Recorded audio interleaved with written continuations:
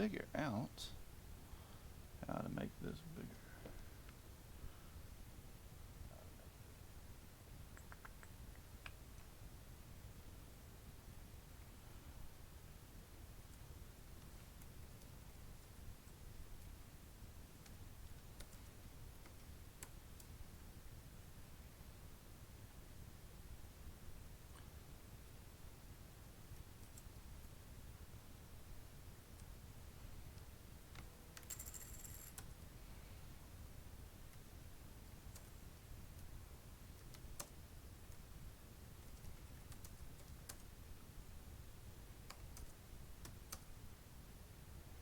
Boom, boom, boom. Yo, what's up, dude? Yo, what's up, dude?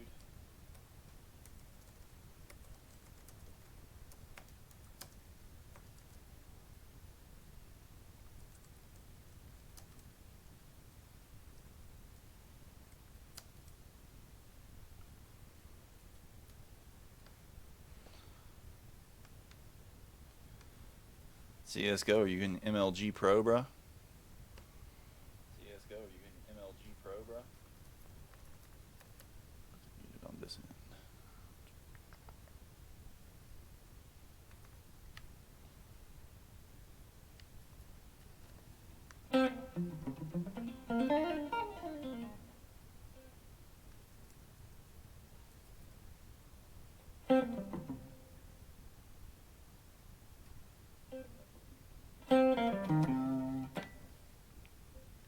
Too old.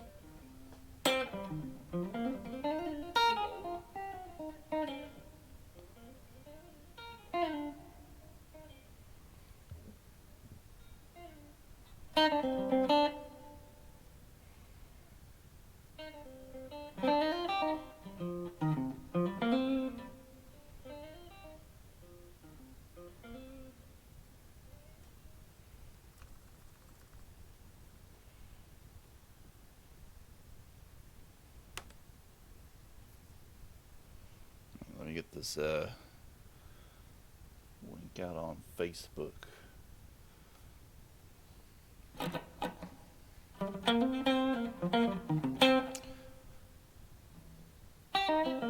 Does the guitar sound okay?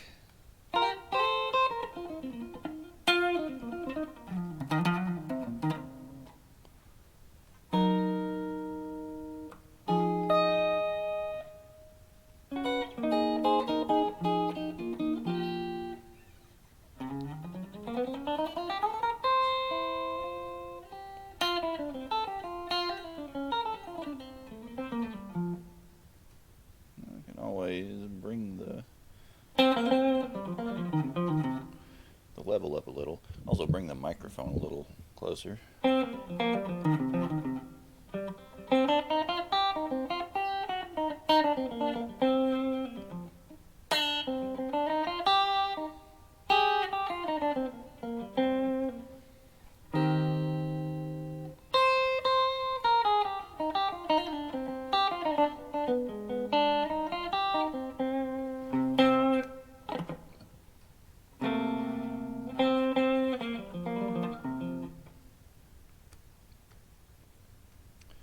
Let me tweak this over here.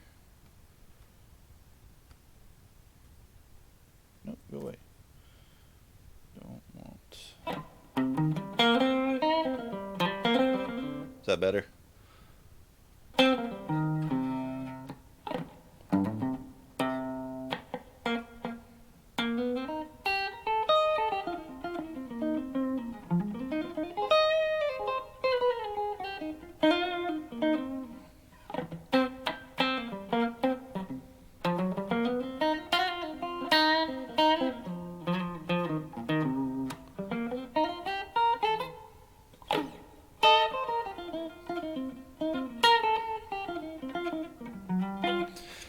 Yeah, I guess we'll do a relatively short, like simple little stream tonight. Because there's not a whole lot to this song for one.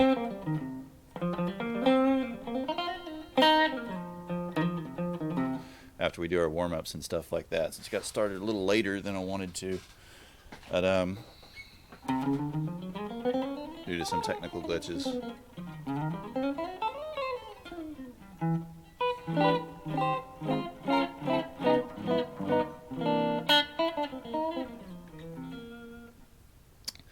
have your guitar in hand, should we do our warm-ups?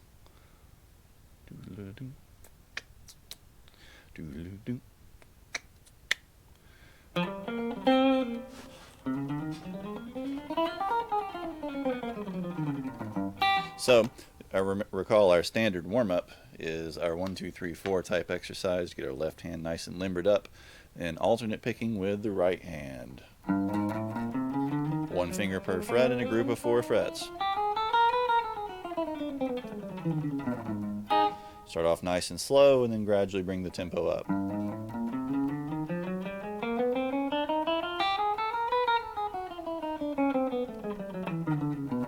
What I'm doing there is 1, 2, 3, 4, going down the strings, then transitioning up a fret and coming down. 4, 3, 2, 1.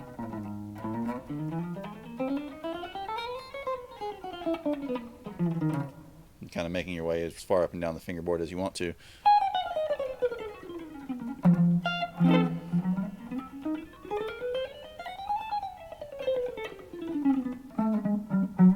And then variations of that.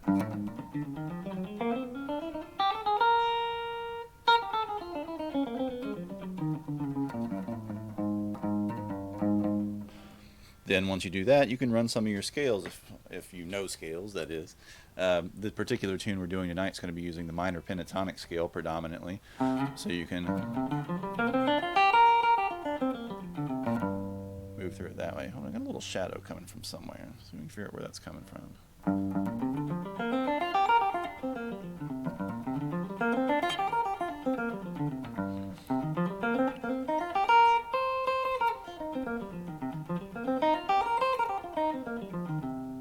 Doing like that, like say the C minor pentatonic scale, because that's a specific one we're using. Really running any scales though is beneficial for warming your hands up.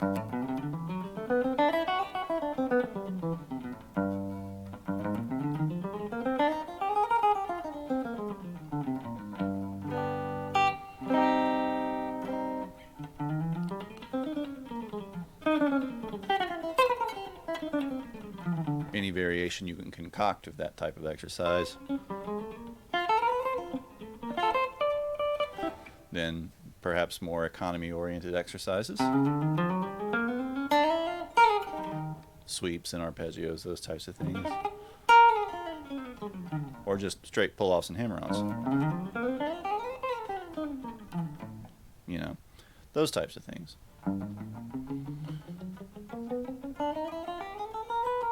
Let's just make our way through them for a couple minutes here.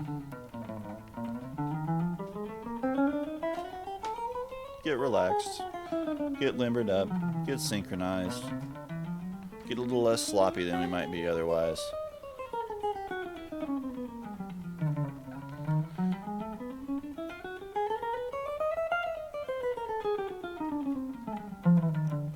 Because coming into anything with cold hands tends to incline you to be a little rough around the edges.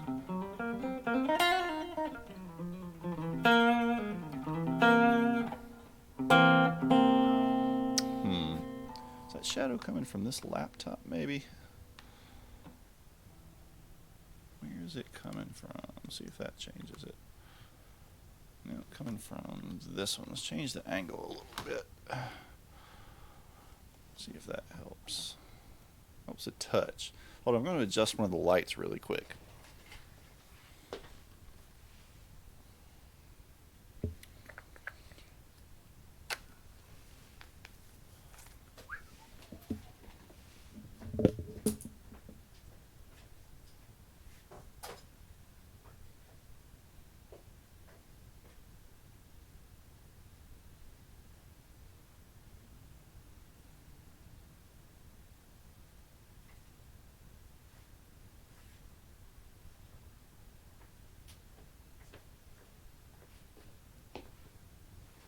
Curious.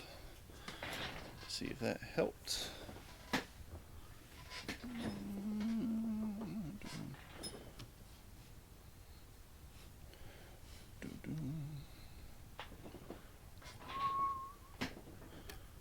Yeah, that definitely helps some. Raise the light up a little bit.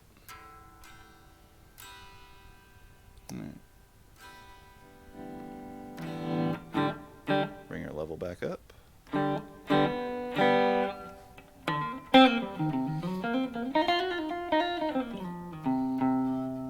Off screen a little bit.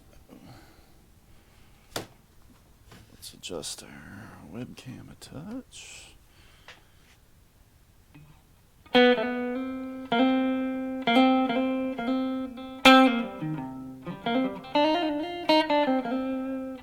Maybe tilt it back a little. There we go. That looks pretty decent. Does that look okay to you? Maybe back the mic up out of the way a touch.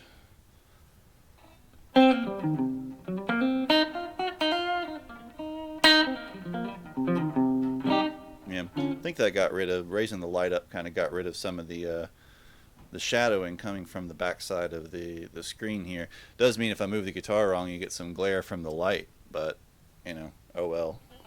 I think that's kind of inevitable, at least with these lights.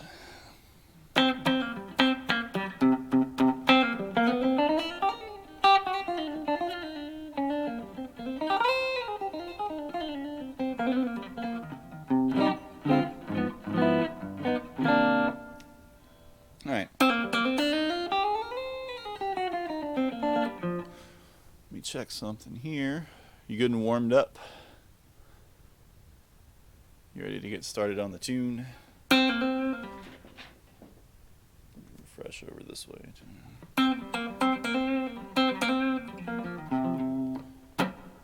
Alright. So, this song uses almost exclusively the C minor pentatonic scale for its main riff. Alright, so we're going to start on just playing the scale on the 3rd fret here on the A string, because it's almost all in this little octave. Or actually it is all in this little octave aside from the little variations and harmonies and stuff like that.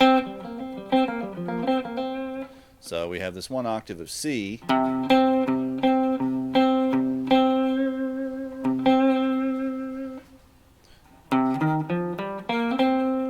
3, 6, 3, 5, 3, 5.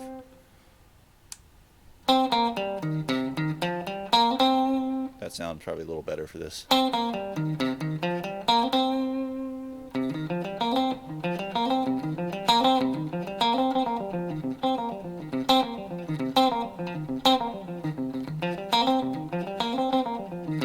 You run back and forth through that scale a few times. Root, 1.5, whole, whole, 1.5, whole. Because again, this whole riff, this whole song is coming out of this one octave of this one simple little scale. And just about everybody knows that minor pentatonic scale. Root note on C, 1.5 steps takes us to the 6th fret. Whole step takes us to the 3rd fret, the note F on the D string. Whole step takes us to G. 1.5 steps takes us to B flat. And a whole step takes us to C. The main riff in this song is literally just walking down from that octave.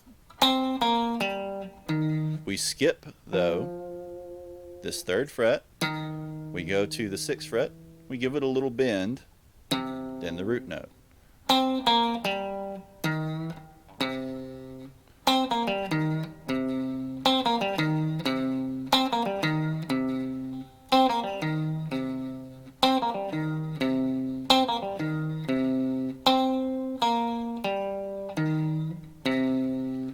5, 3, 5, 6, 3.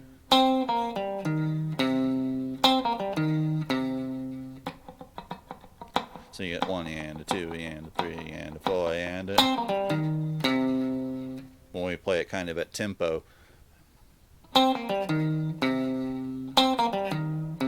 There's a very, very, very subtle little kind of rest implied there after that bend.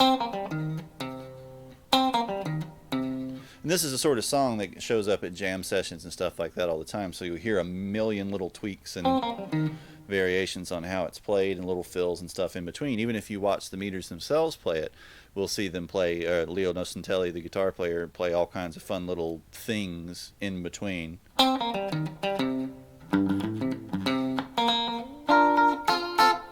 know, all sorts of little bits and stabs and parts of chords and parts of phrases.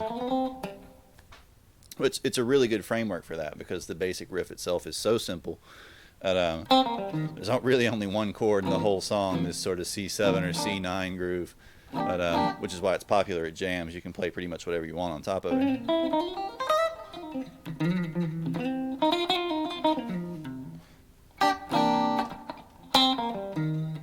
So that main riff, 5 on the G string, 3 on the G string, 5 on the D string, 6 on the A string with a little bend, then a very slight rest, very slight pause, then the low C.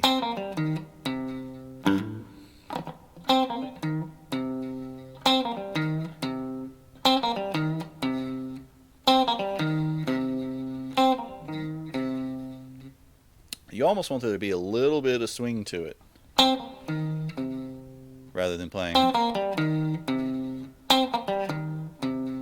It's like slightly syncopated, kind of pushing and pulling and pushing and pulling. And if you listen to the drummer in this band, like, man, he is all over the place. Like, he's pushing and pulling the beat like crazy. Which is part of what makes it so funky sounding. That kind of syncopation and like tight but loose sound is really what makes funk work in most cases.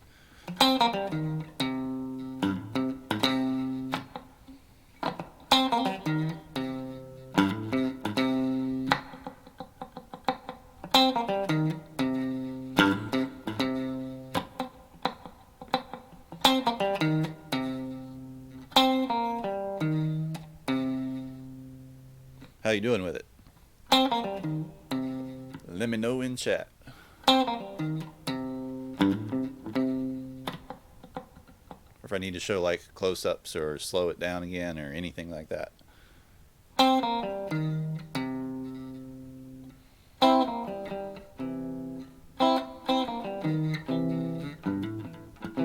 Play weird harmonies.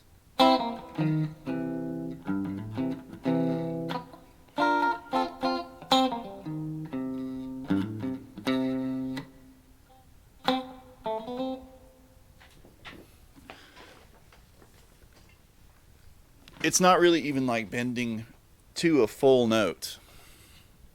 Like, it's just like a little microtonal quarter tone. Maybe not even quite a quarter tone bend. Just give it a little tug. You know, it's not, you're not coming all the way up to here or even a half step above.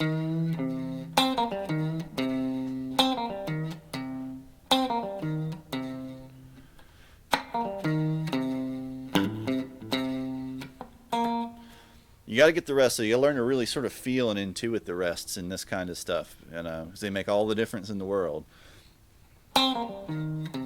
That sort of dynamic change as well, rather than being like completely flat.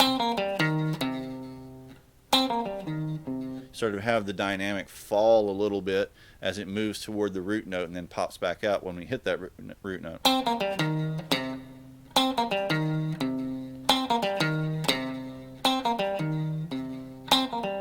If it's all even,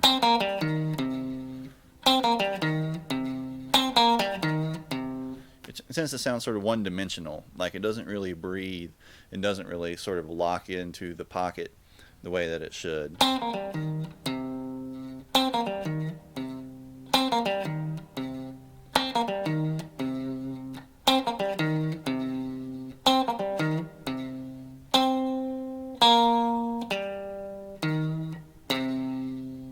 You know, the bend is so small that basically you hear the implication of a bend, but we don't actually make it all the way to the note.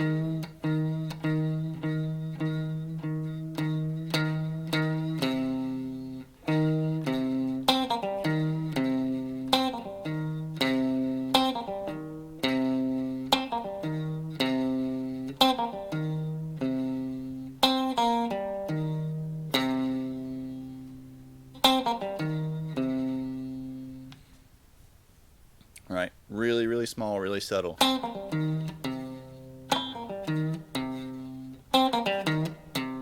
Depending on how overt you make that rest, or how staccato you make the bent note, you can kind of widen or narrow that rest or make that note pop a little bit more or a little bit less. And that's another sort of variation you'll hear them play when they play it live. Like sometimes they play it very smoothly, where that rest is really, really small. Other times they'll make it really overt like that.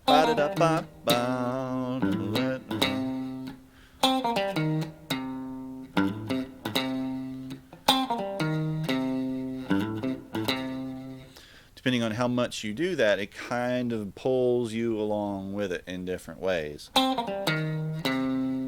Like minimal rest, you really feel the impact of that bend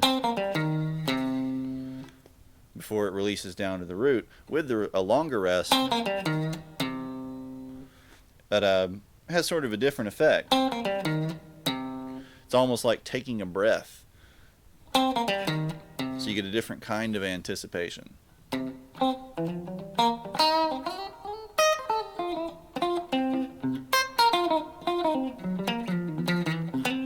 But that's the main lick of the song, or at least the first half of it. The second part of it actually shifts to the major pentatonic.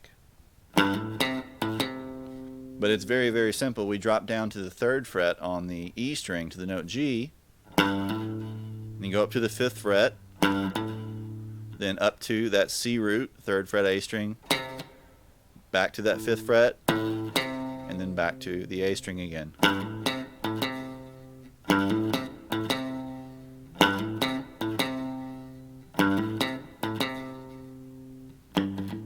And you'll hear a lot of people, they'll double pick that first one. But on the original recording, it's pretty much just one note.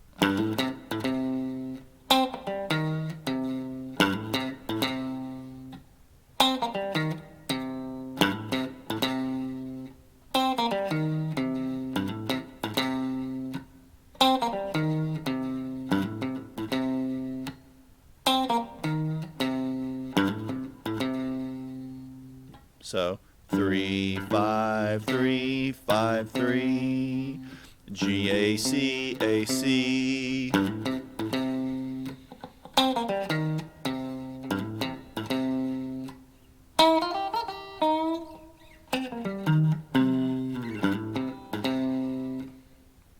So then you try to put the two together.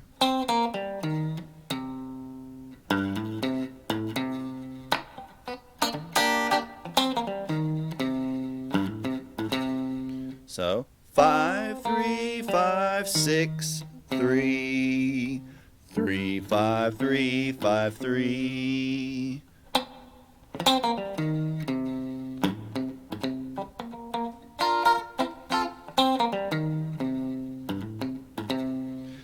You know, so left hand wise, it's not really crazy. It's not super fancy notes. It's not really fast. It's a very basic scale, minor pentatonic, then a little bit of major pentatonic, which is mostly the same notes as the minor pentatonic in this bit. All we're doing is changing from what would be a 6 down to a 5. It's a similar sort of lick we hear in, like, say, the Staple Singers.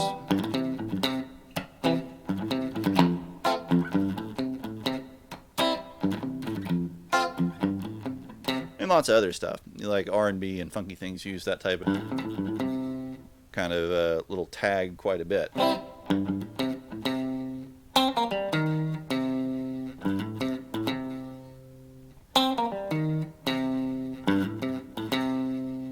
So how you doing with the second part?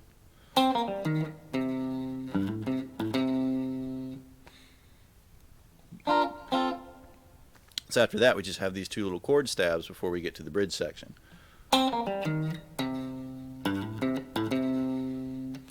The main thing that matters really with the second part is kind of waiting, holding that root note from the first part just long enough before you start the second part to kind of give it the momentum it needs. If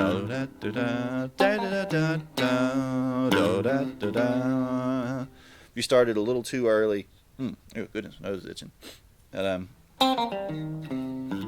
You started a little bit too early, it kind of loses the feel of the song.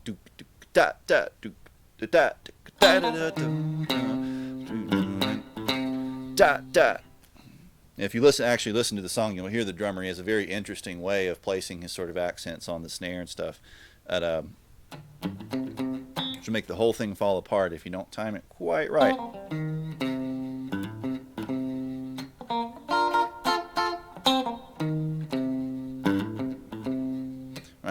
So all that's really after that in the main section of the song, the sort of main riff, so to speak, are these two little chord stabs. We have a B flat chord, and it's usually played in the what's called the first inversion. So I'm up here, I have my middle finger on the 7th fret on the G string. Then I have my index finger holding down the 6th fret on the B string and the E string. Just playing those 3 strings.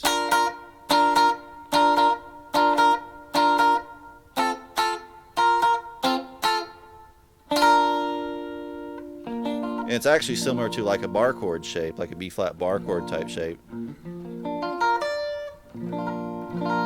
Just the bottom 3 notes of it. You could play like the bottom 4 if you wanted to have the root and the bass, but it's not quite as snappy sounding.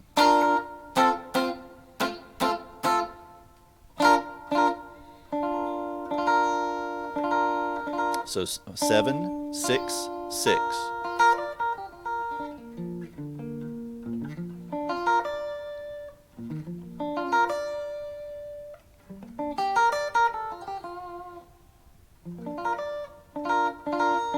And we just have 2 hits. Just a simple down up. So you keep your right hand kind of loose.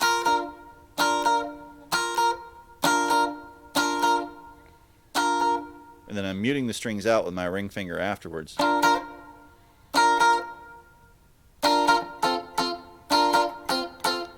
Just to make sure nothing else is ringing out. The second chord is literally like a D chord shape. It's technically an F major chord in the second inversion, but basically I'm just taking a D chord shape and playing it at the 5th fret. So I have 5, 6, 5.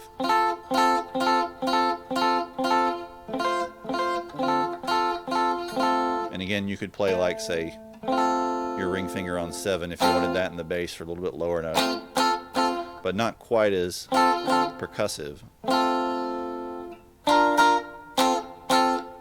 And that one's 2 hits as well, but instead of being like a simple down up, like 8th note kind of feel, these have a little space between them. So use like 2 downs for that. Or 2 ups, either way.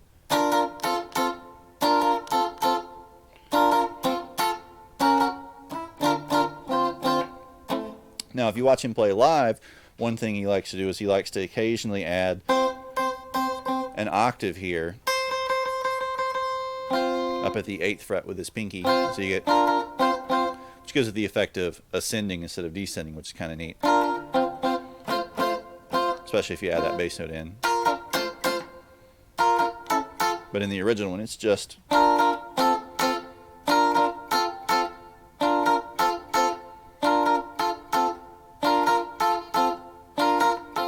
You could use index finger and middle finger for that, or you could use 3 separate fingers.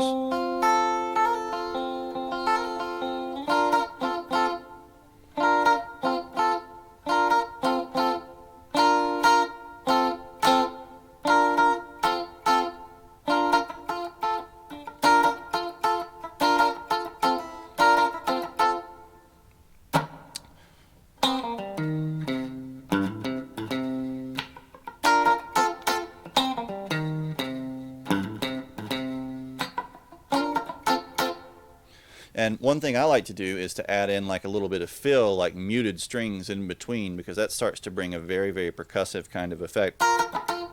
So almost like I'm doing this.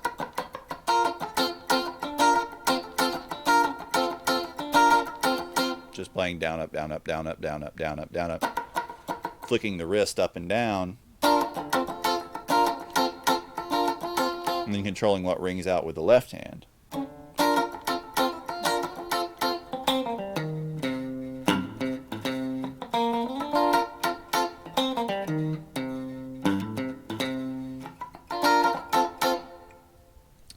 So that kind of transition up to that different area be a little bit weird, but it's not a huge jump. You just need to find the fingering that you're comfortable with for playing that. You could even use 3 fingers for this one to transition to the 3 fingers for the F shape here. if that's more comfortable for you. Some people prefer that rather than using, say, 2 bars.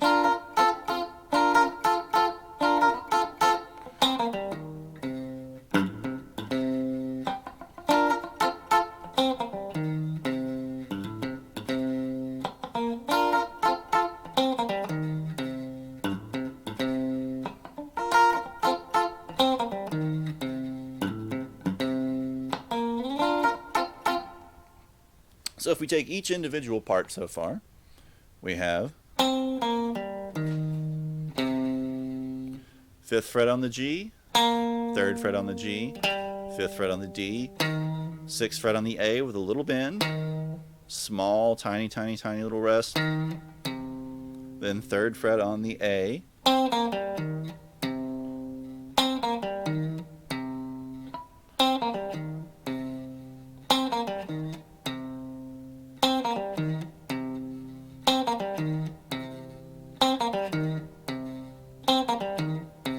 then the second part, 3rd fret on the E, 5th fret on the A on the E, 3rd fret on the A, 5th fret on the E, back to 3rd fret on the A.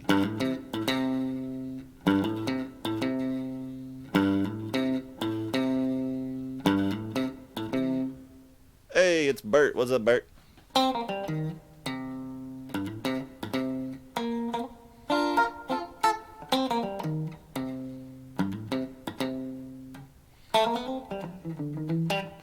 What's shaking, Bert? Welcome to the stream.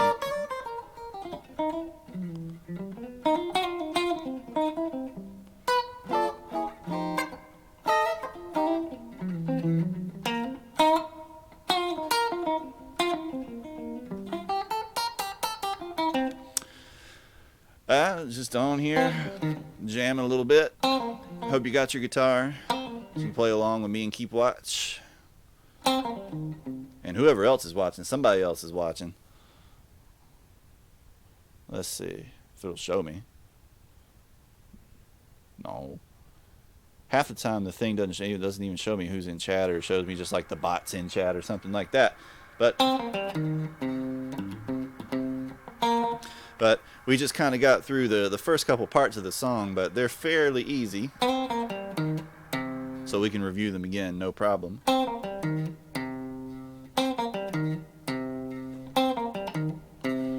We're just using the C minor pentatonic scale for this first part. It's one little octave here at the 3rd fret and 5th fret. Starting on that 5th fret, 3rd fret, 5th fret on the D string, 6th fret on the A string, little bend, then down to the 3rd fret. Then 3rd fret on the E, 5th fret on the E, 3rd fret on the A, 5th fret on the E, back to the 3rd fret on the A. Too many numbers.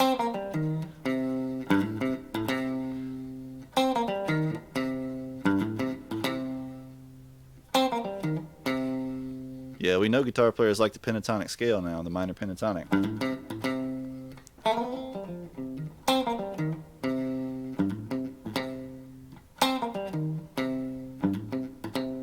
Hey, what's up, Alec?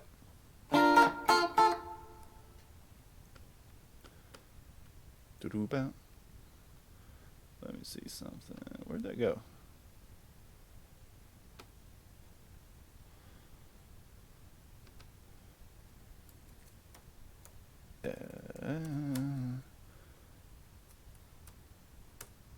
Anyways.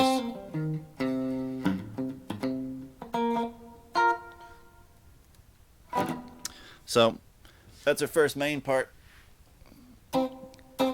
Got Bird up in here, got Alec up in here, got Keep Watch up in here. You got your guitar, Alec?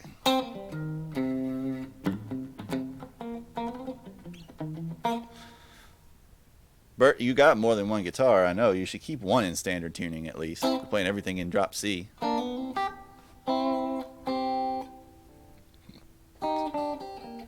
Dude, don't even talk. Don't even talk about gorditas and tacos and sopes and pupusas and all that stuff, because it's freaking killing me right now.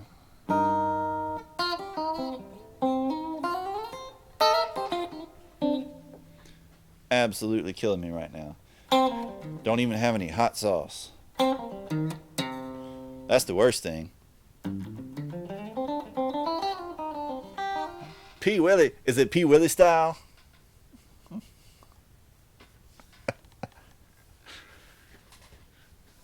Oh, kicking it P. Willie style. Fruit jam. Fruit jam makes me sad. They said nobody liked fruit jam except for us, so they quit making it because it was too hot.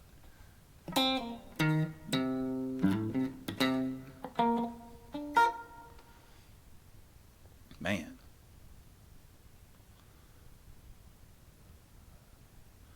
Let's see.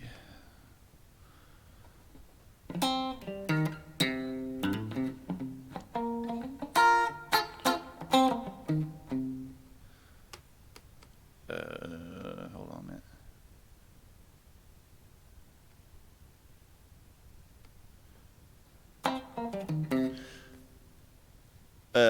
Pete Willie, you might want to read the title of the stream.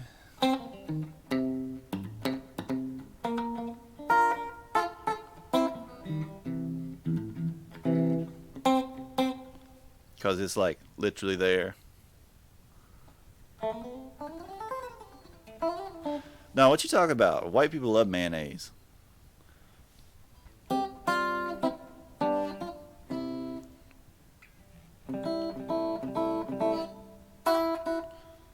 It's even better when it's Chipotle mayonnaise, because then you'll be like, oh man, look, I'm getting like all super spicy and authentic, but it's in mayonnaise.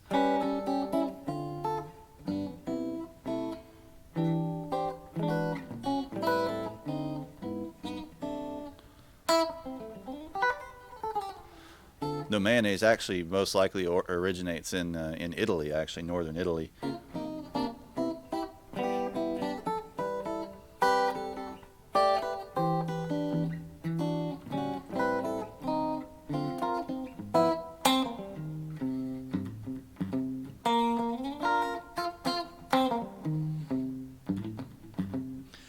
Mayo, pears, and cheese.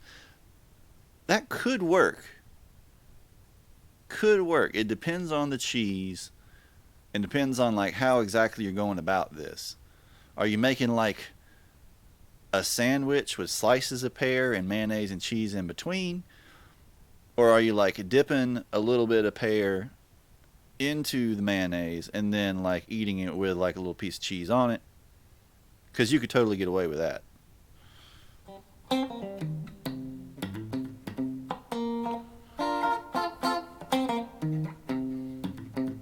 I wouldn't want like, you know, like mayonnaise slathered all over the pear or anything though, but just like a little bit, just to give it a little tang.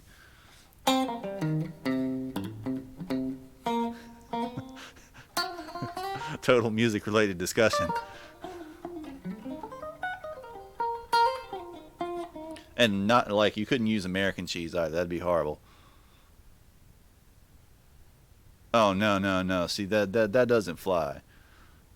A freaking shredded cheddar cheese. If you're talking about like a nice Roquefort or something like that, like an actual meaningful cheese. Probably pair pretty nicely with a good beer too, like a strong Belgian ale.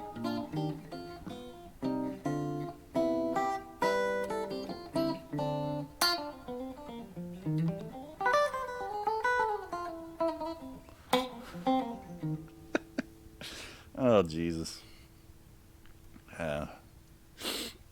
Anyways, getting back to the song. We have our first part, which is pretty much just walking down the minor pentatonic scale, but skipping the fourth. Giving a little bend to that E flat there, that 6th fret. And a little bit of rest.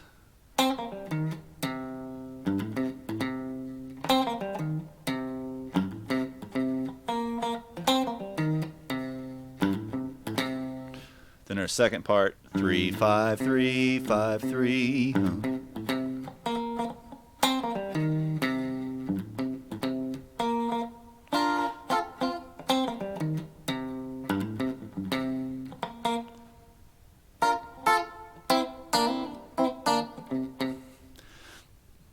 Jesus, what's going on? My chat is pear obsessed.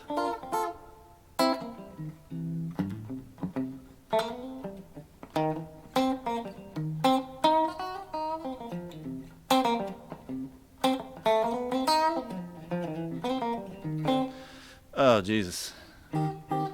Keep your Zoomer memes. Keep your Zoomer memes out of the chat, bro. Not even a word. I'm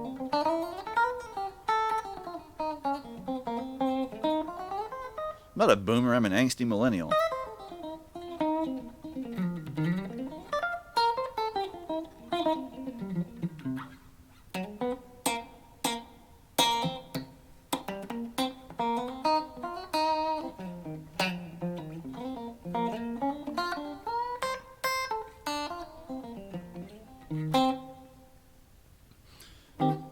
No, dude, so I'm an early millennial. So the early millennials, I think Tim probably put this best, is that like you get all of this sort of like existential angst and cynicism of the Gen Xers, but then you just get, you know, all the being screwed by lifeness of the millennial generation. It's like a perfect storm.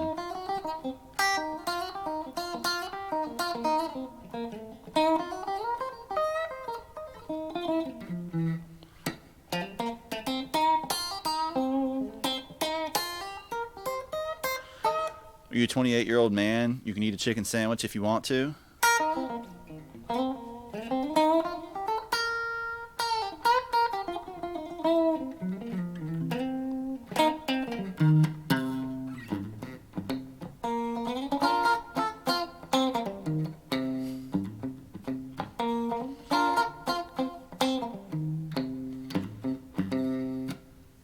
I like how chat has just turned into like a Taco Tuesday roundtable discussion.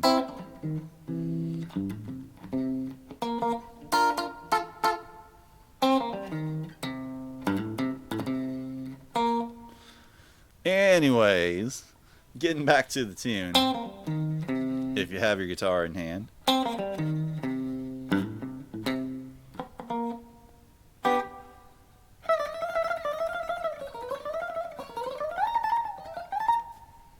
Well, wait, it actually starts like...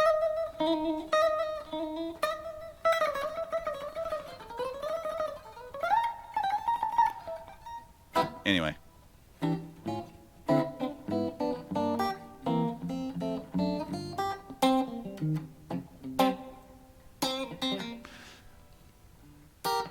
Welcome to the chat, Christ. Oh, Christ, it's Christ.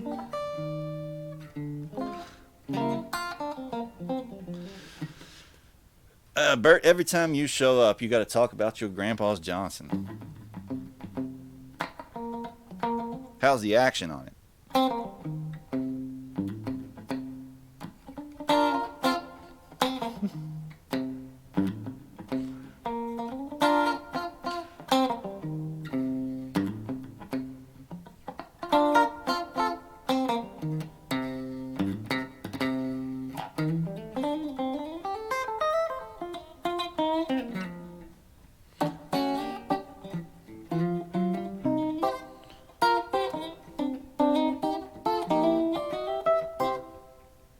You should quit drooling on it.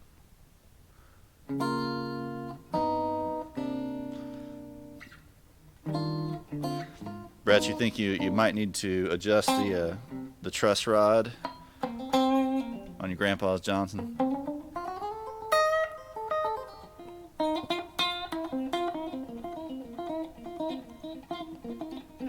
Or you think it might need a saddle adjustment?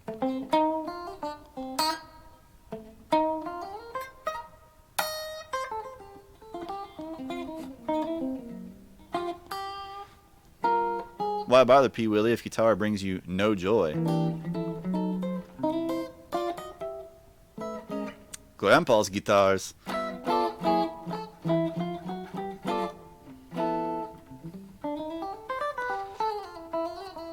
gonna have to change this to like an adults only mature content stream because you guys can't stop talking about Brett's grandpa's Johnson.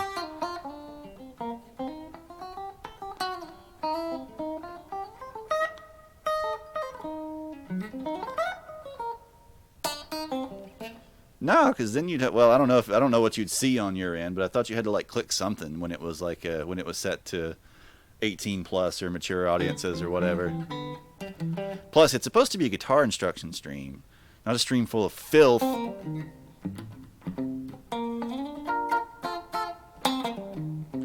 You should make Kat do the lessons because, you know, she just like took like 3 of them and then stopped showing up.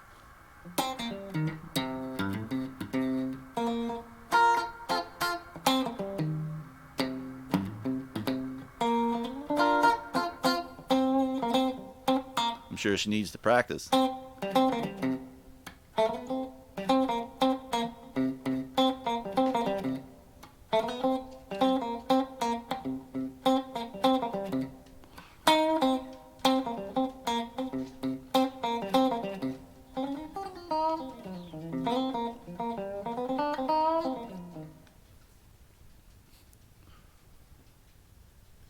What, me making fun of P. Willie's girlfriend?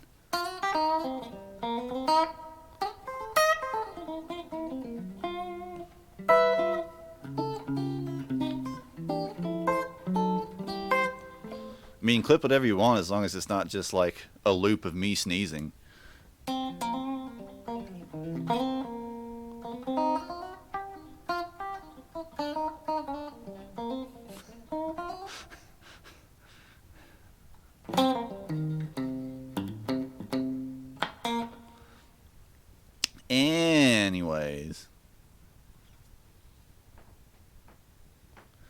Anyways,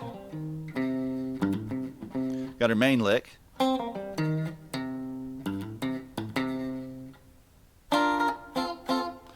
Then we have these 2 chord stabs, which I think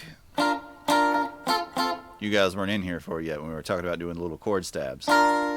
So we have a B flat, 6th fret, 5th fret, or excuse me, 7th fret, 6th fret, 6th fret. Then an F using a D chord shape. So 5th fret, 6th fret, 5th fret. And it gets 2 stabs.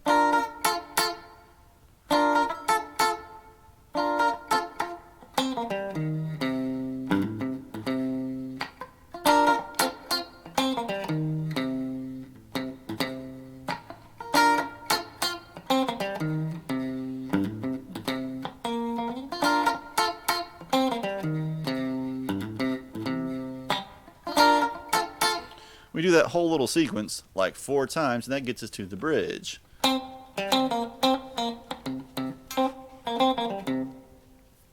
The bridge is back kind of in that first octave shape, that C minor pentatonic shape. We start with that C, the high C on the 5th fret, and we go down to the G right below it, and then back to the C and down to the B flat on the 3rd fret.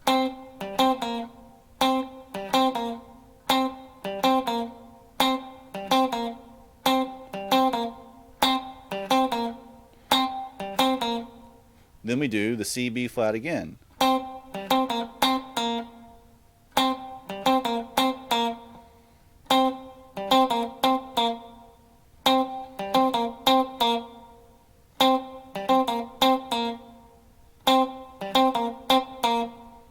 Right?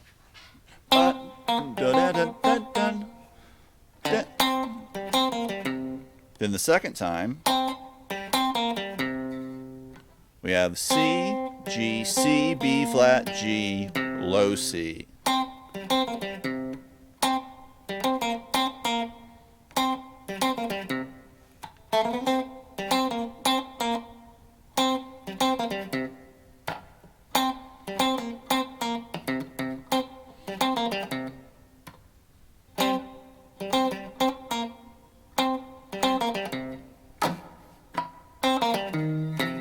Then after that, it just goes back into the main lick.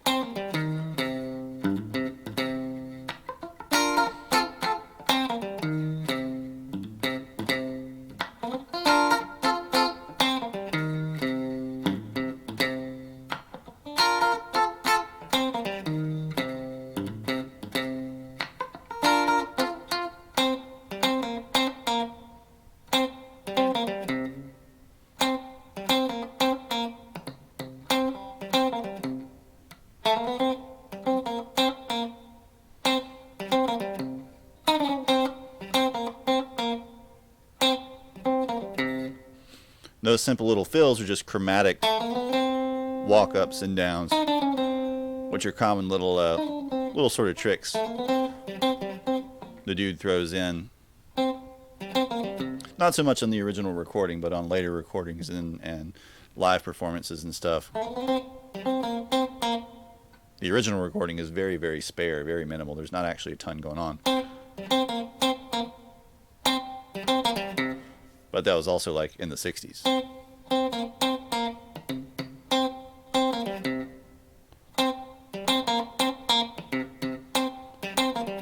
I'm kind of adding in the note from the bass guitar there in between, sort of to emulate the sound of the snare hits.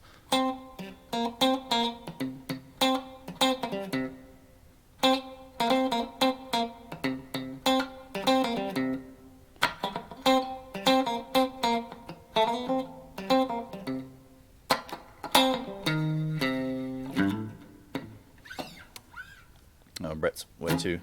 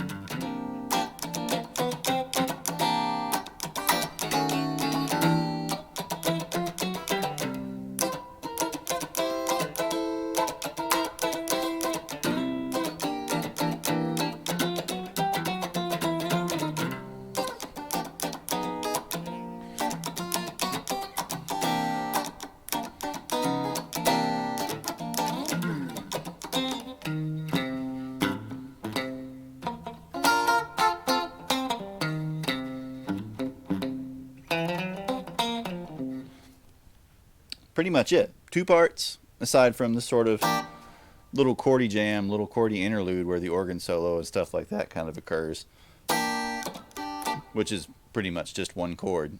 You can play lots of little variations, little walk-ups and stuff like that, but it's all still essentially just a C7 or a C9 chord.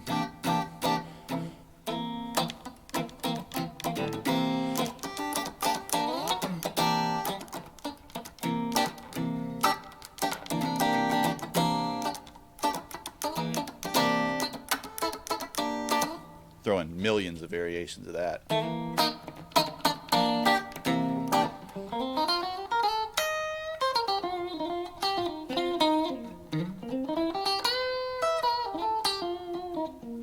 Then that's part of the reason why it's so common, or so common at jams, stuff like that. You know, you can pretty much play anything as long as it's vaguely dominant.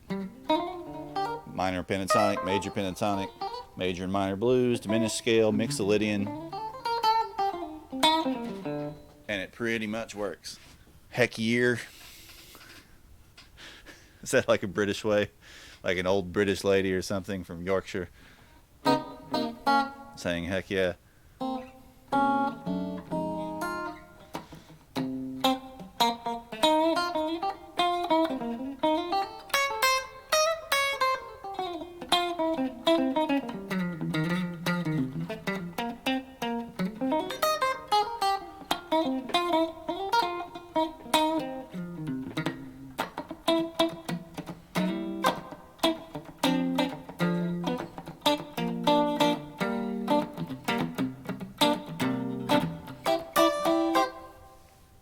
You know, super, super, super open.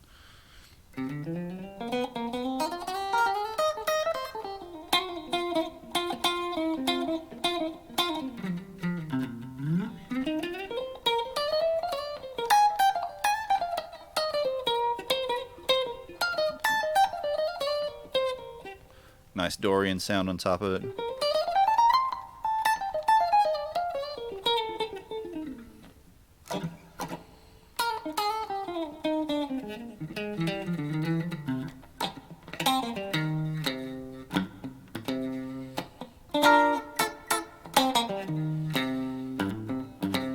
Depending on where you pick, you can get a pretty different vibe too.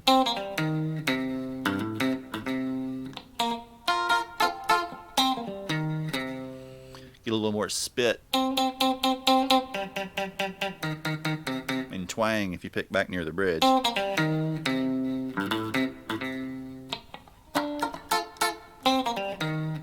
Though things like the chords will feel kind of awkward back there because of the higher string resistance.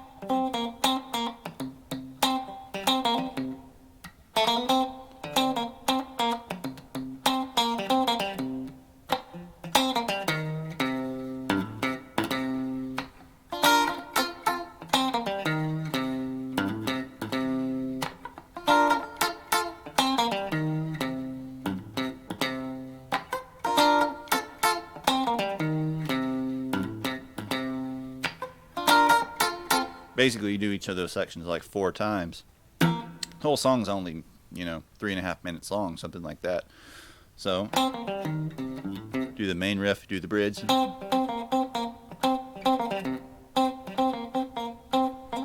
Do it 4 times, do the main riff again. Do the bridge again, and then we come into the sort of jammy section.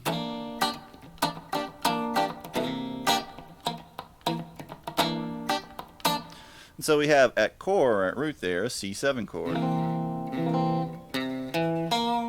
3rd fret on the A string, 2nd fret on the D string, 3rd fret on the G string at a minimum.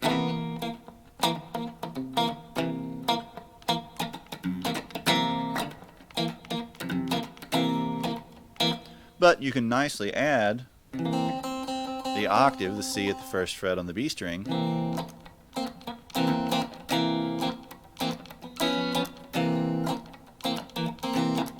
As long as you just play those inside of 4, that shape is nice and movable. C7, C sharp 7, D7, D sharp 7, E7, etc. And these little half-step movements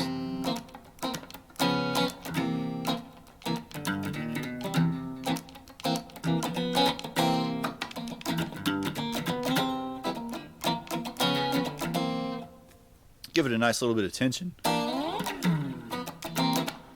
then we can convert that by going up to the 3rd fret on the B string, and then we can bar down the 3rd fret on the bottom E string as well to get the perfect fit into a C9.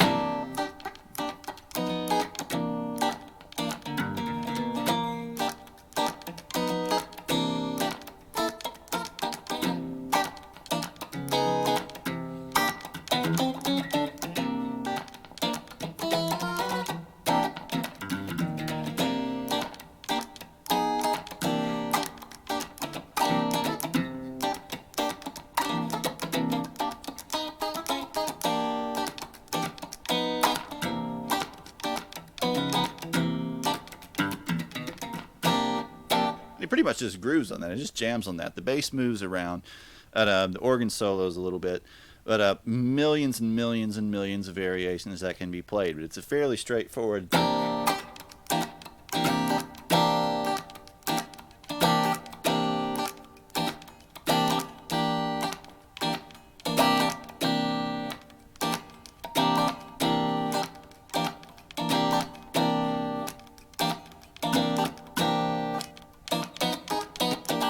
kind of rhythm.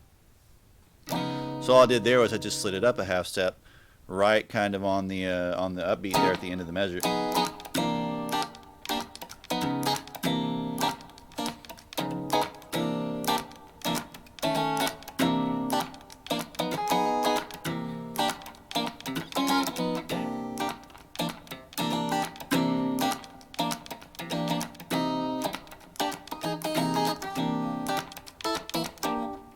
That's just reaching up and barring down 5th fret with the pinky.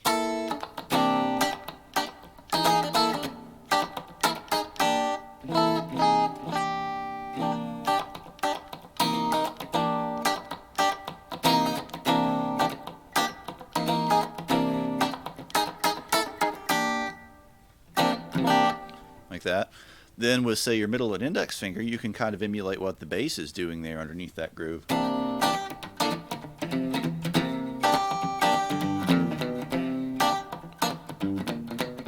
So I'm playing low G, B flat, B, C.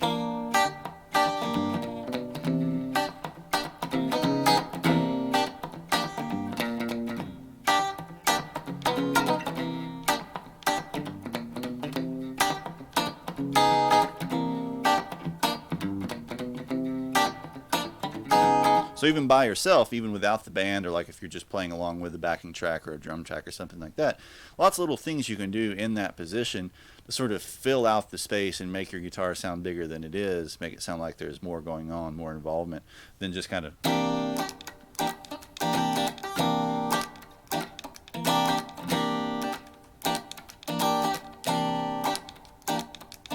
Though there's something to be said for that. If you're playing it in a band with other people, then you can't really get away with a lot of that other stuff. But you'll just kind of step on each other, especially if you're throwing in all those bass notes and things. Especially in big ensembles, if you're playing with horn sections and things like that, you actually want to start reducing. You can get rid of bass notes entirely and just play these, the high notes.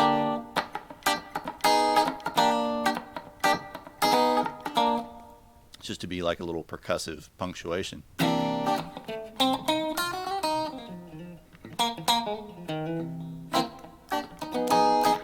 You start working with different inversions and voicings of the chord.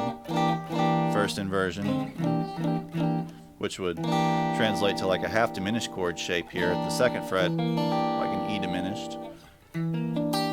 Should be played up here as well. Should be like 7, 8, 7, 8.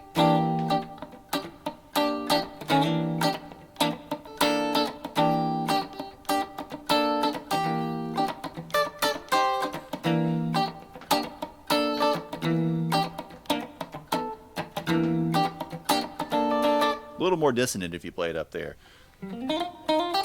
But it does seg you into do da da da da da da. This nice little pentatonic box and kind of outline like diminished scale and Mixolydian scale stuff.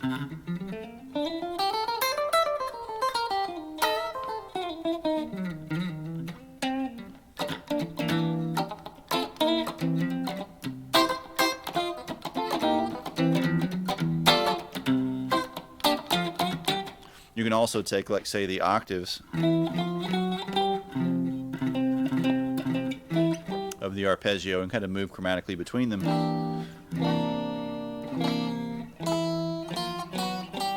Or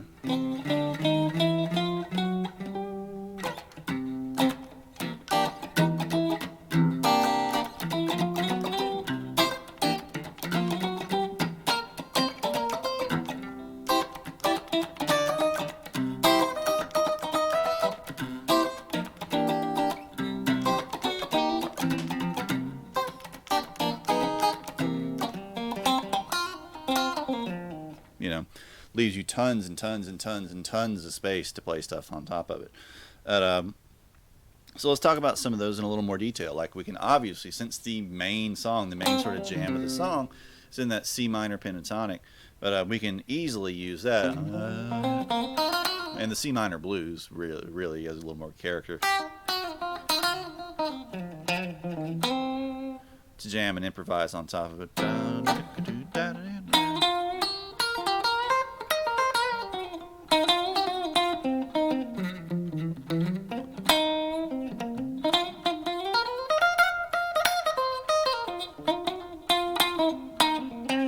But we have to kind of keep in mind the feel.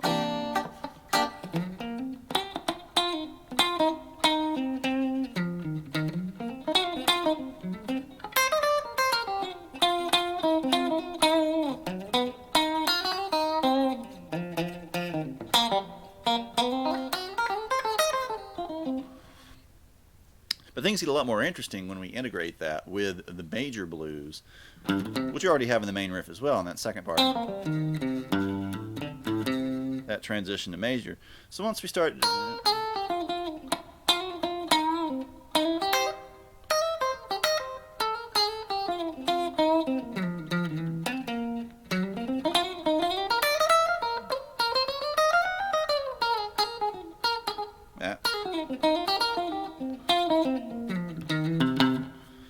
things start to get a lot more interesting, a lot more colorful. Yeah.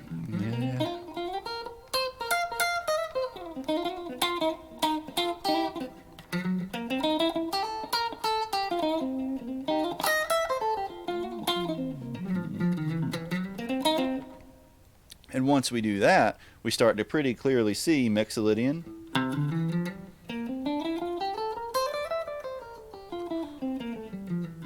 as an option. A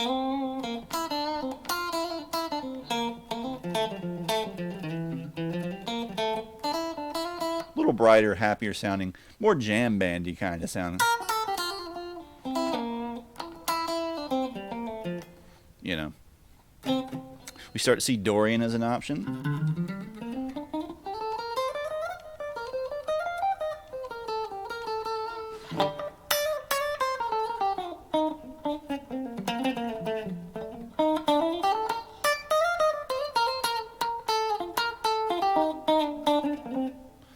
Which I really like. Got a little bit of mystery, a little bit of a Latin-y kind of vibe almost.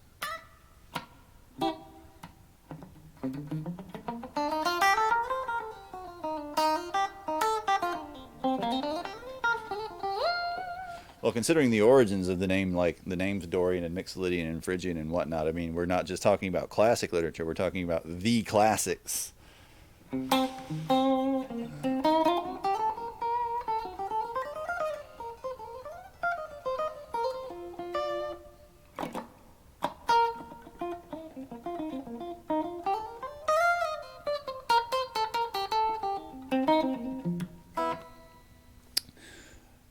Then we've got stuff like the whole tone scale. If you want to sound kind of out when you're playing on top of it, but it'll still fit.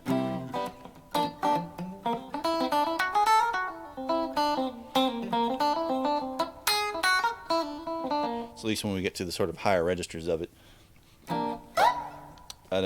Lydian dominant, taking the Lydian mode and then giving it a flat 7.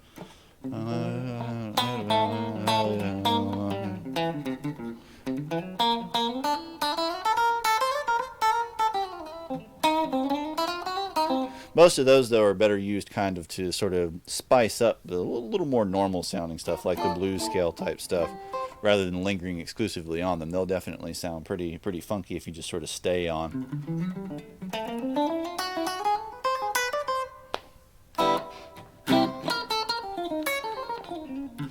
Then, of course, we have the diminished scale. So when we want to go and play Yngwie licks on top, no. The diminished scale actually works super well on top of anything dominant, the half-whole diminished scale, that is. Because we wind up with, like, say, our flat 9, which is a 9th variation, especially if we're doing that number on top of it.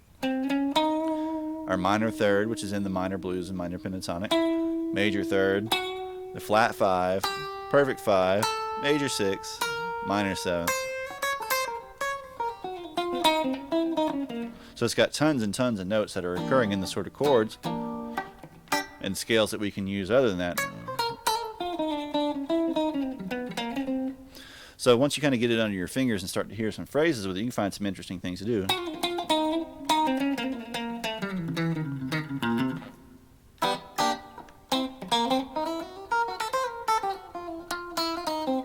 And drop sort of seamlessly in and out of some of the other scales.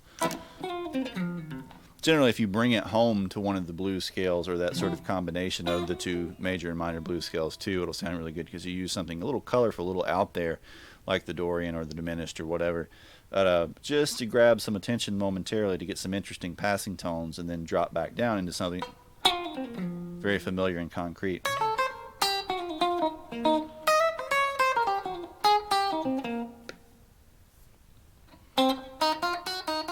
The more you sort of stay on them and linger on them, if you just overtly, it sounds really, really, really obviously diminished there.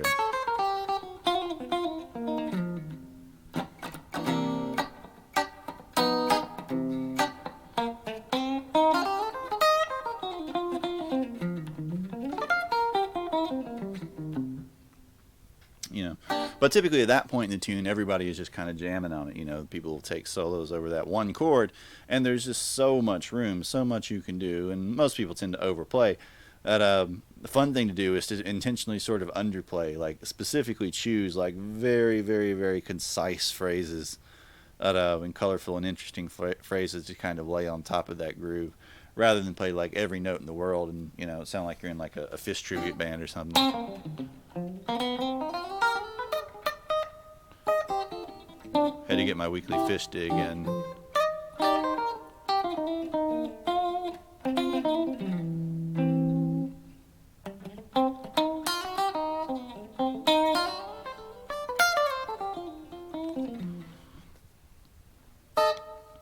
Bruh, so smooth, bruh.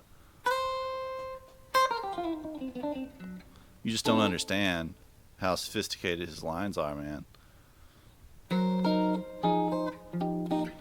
They're so deep, man.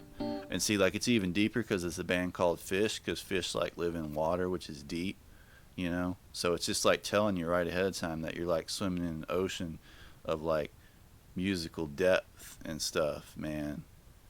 Right? Because like you listen to it and you're just like, bruh, I am like totally washed away. I'm like drowning in how deep these lines are, dude. I did like a whole bag of shrooms. Now I can't breathe because I got like all this like fish water in my lungs.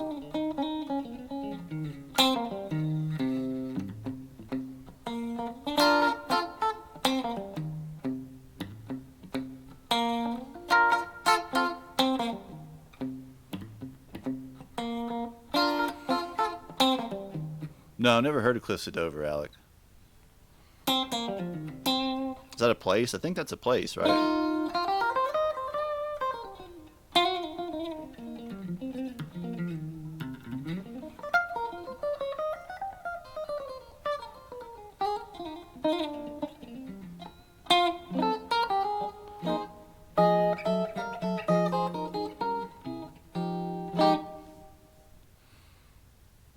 Well, if it's got big white rocks, would you drown or would you just like die on the rocks? Would you just like splatter everywhere?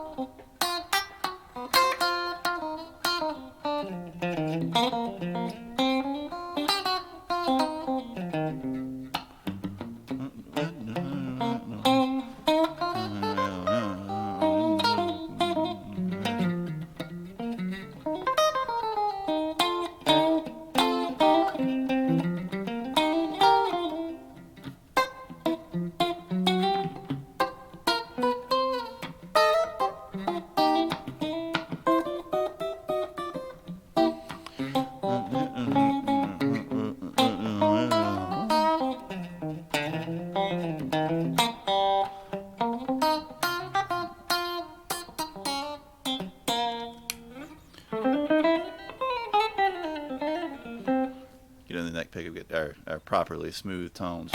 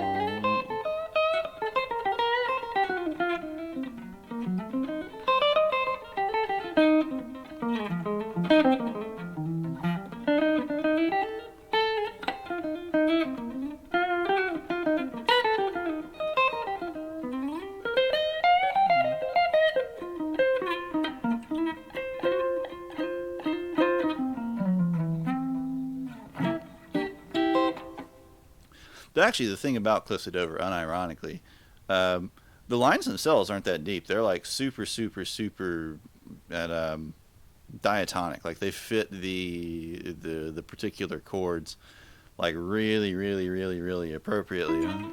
The thing about that song is it's more like the precision of all of it, like how absolutely precisely he articulates a lot of his phrases, but he doesn't really play anything like outlandish harmonically, like in terms of his phrasing there. In fact, he keeps it super consonant to the point to where like it sort of makes the sound of the song. It sort of implies these sounds that we hear in certain types of folk music and things, where like the harmonic box is very narrow, but the rhythm and precision is very high. That could be said for really most of the quote-unquote shredder guys, though. He does have somewhat of a unique way of phrasing and articulating things.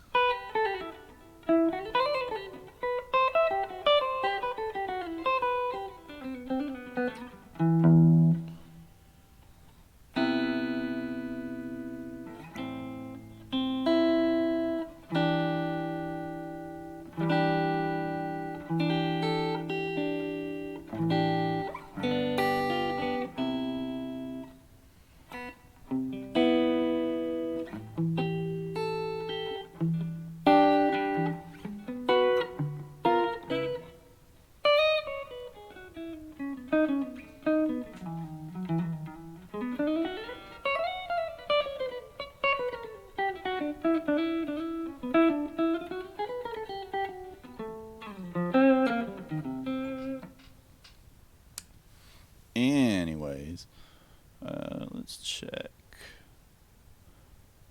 Back at the bound.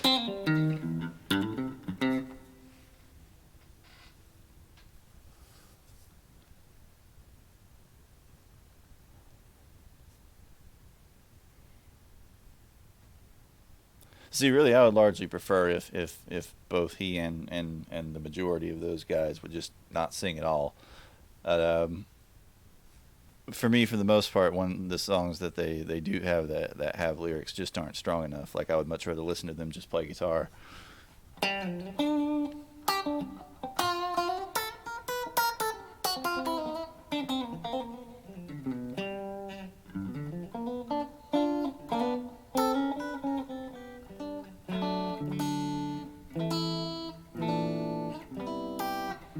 But yeah, I mean, he has a very broadly sort of pleasant and melodic sound.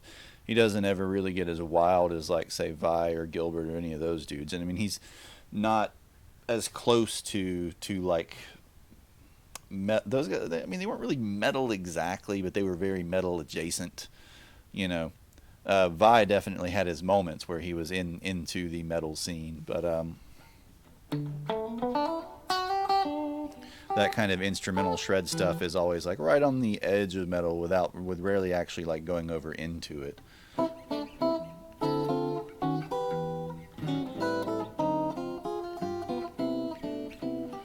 But Eric Johnson always just sort of had his own thing. It was much more melodic and informed by a little different set of things than most of those other dudes were.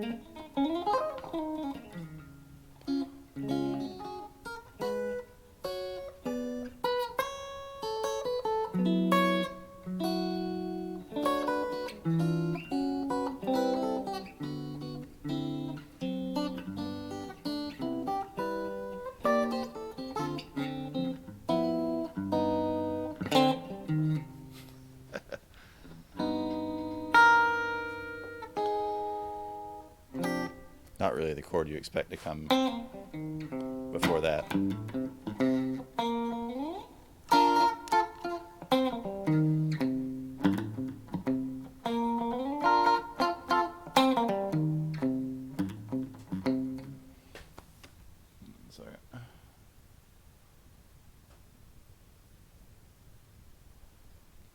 Daggone.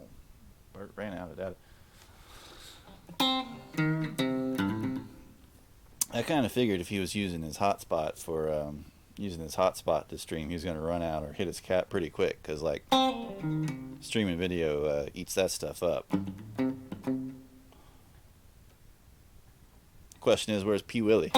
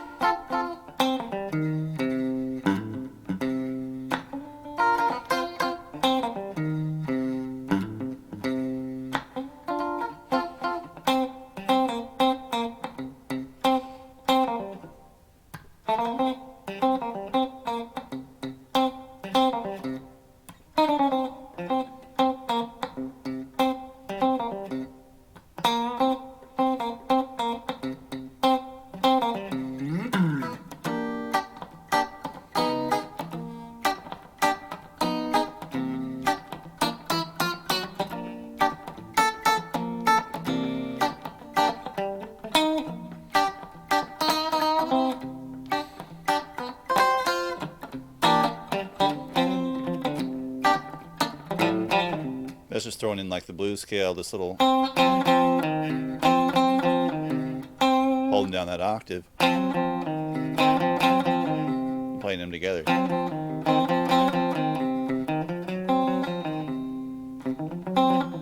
Bit of a stretch in that area.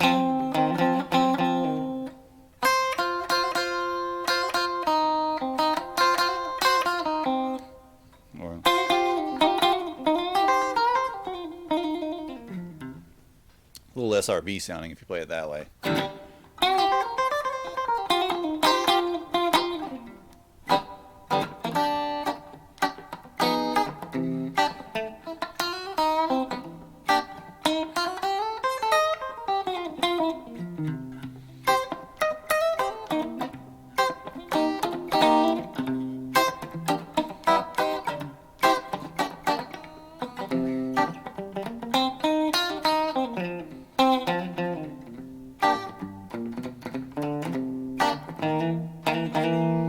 That little transition from the minor third to the major third too, super useful. That's what we have up here too. Same sort of thing we hear in like it's actually just going from the minor third to the major third to the suspended fourth.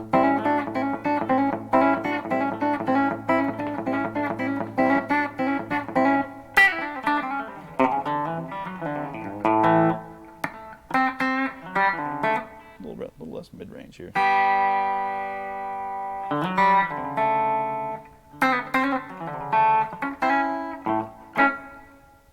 Exact same idea.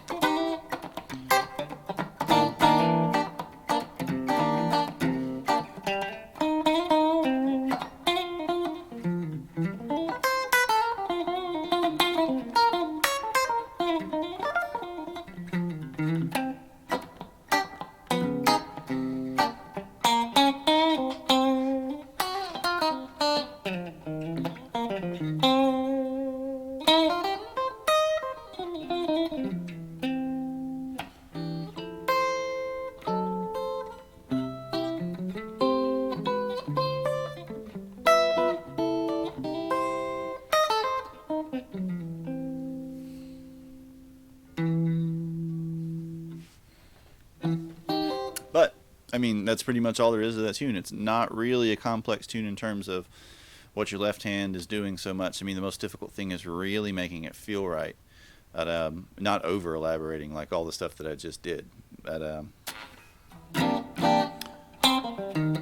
Keeping it pretty basic just to get that groove down.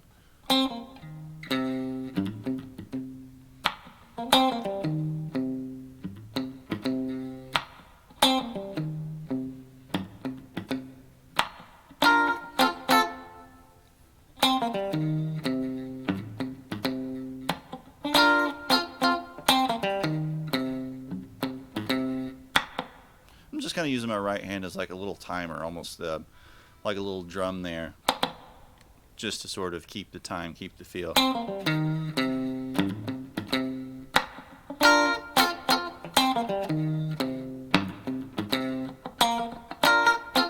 you let that note ring out, something he does quite a bit, notice until he does quite a bit, he'll hit that little note in between the B flat.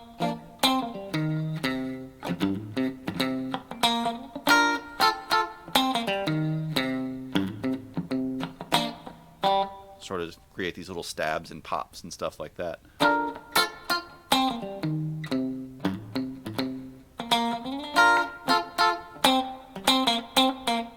You give that space.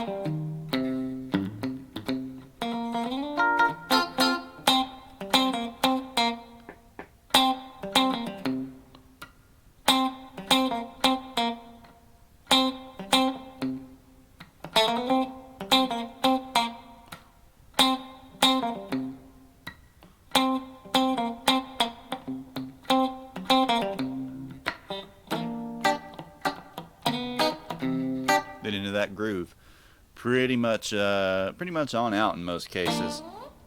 May restate the theme, like say if you're playing it at a jam. May go back into like the main theme or something in between people's solos or whatever, but or to take you out of the tune.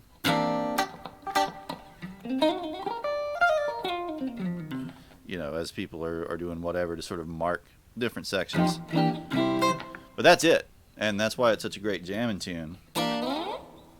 Super open, super simple, helps people start to learn kind of the basics of syncopation, how to make something really feel right, really fall in the groove. Because if you play it too forcefully, if you play it with too heavy of a hand, you don't pay attention to the little details, little ways things are pushed and pulled. Won't sound right.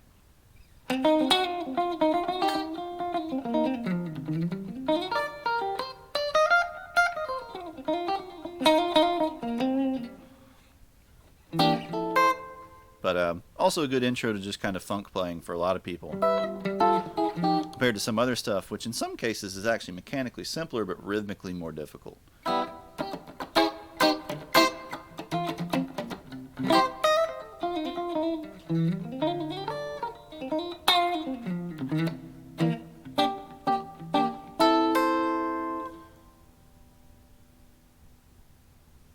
And it's in. What's up, Twisty?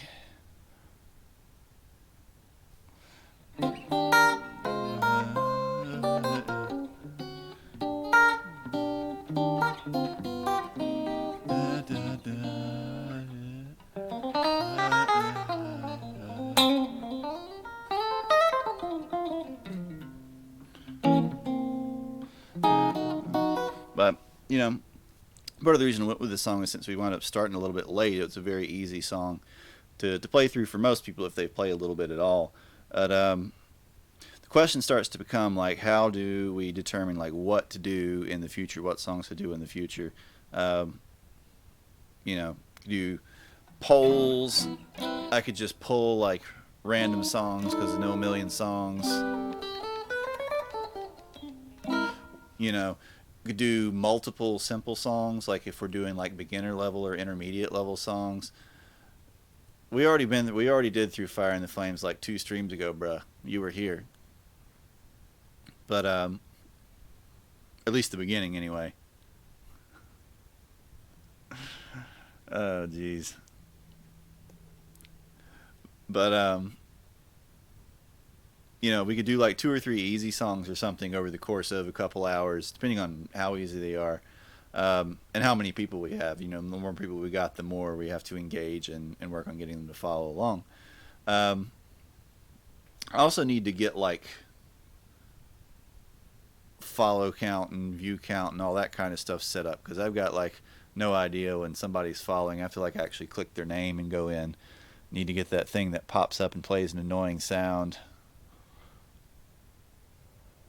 Oh, dude, Twisty followed. That's awesome. Speaking of, I just went and clicked his name. But thanks for that, dude.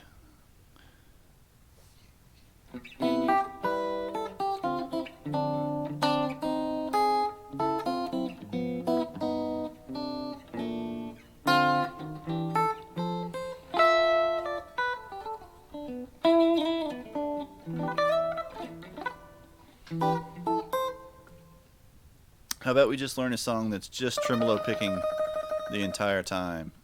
How about we learn some friggin' Michael? How about we learn Michelangelo Battio's instructional video? I need the double neck, like, or quadruple neck guitar or whatever, and a wig.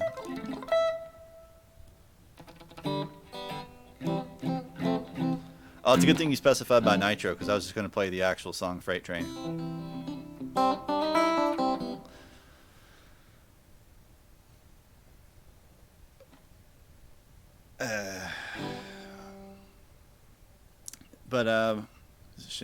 So supposedly, I've never actually heard him play it, but supposedly Michelangelo Battio is like a legit jazz guitar player.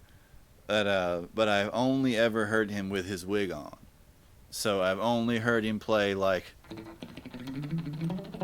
you know, the most absurd, ridiculous, unmusical shred stuff imaginable.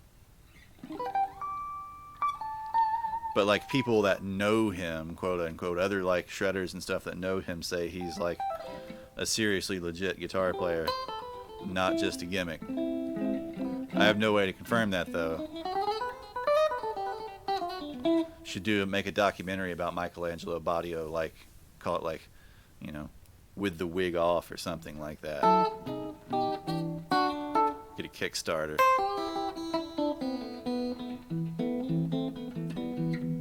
Get $15.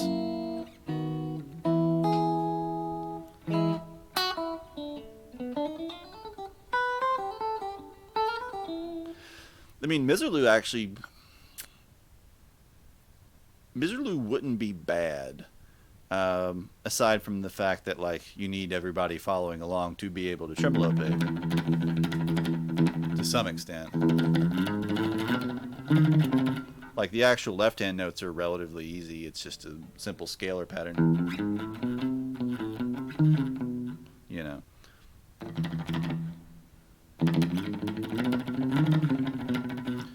He programs his drum sounds. I seriously doubt he programs his guitar sounds. He's not an Instagram guitarist.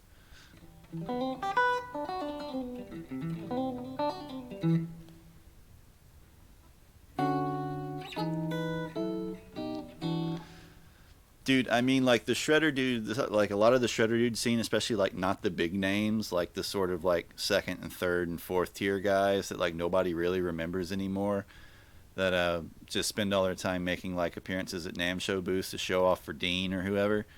Like that is totally Tiger King territory, you know. So I've been to enough NAMM shows and met enough of those guys where you're like, dude, you're like 65 and you are still wearing like acid wash jeans and a wig. Like, what is going on, bro? Like this character, this persona cannot be profitable to you anymore.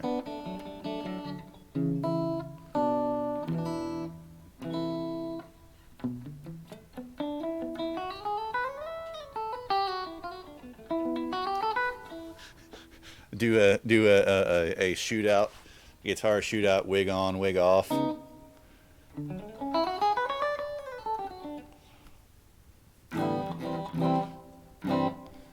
Like that bit from who's the British comedian?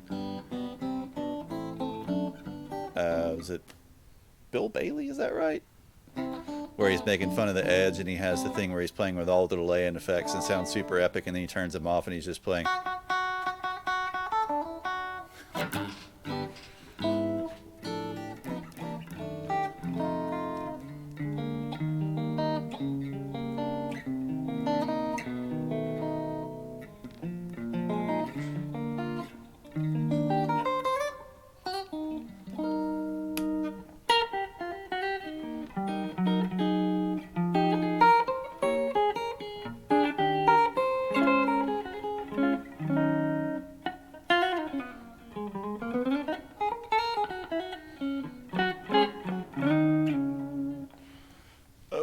What's this link?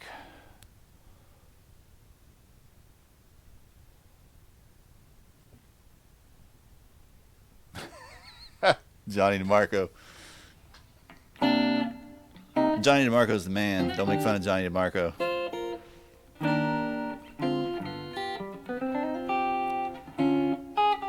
I have met him though at NAMM shows too, and he is that like upbeat and positive about everything.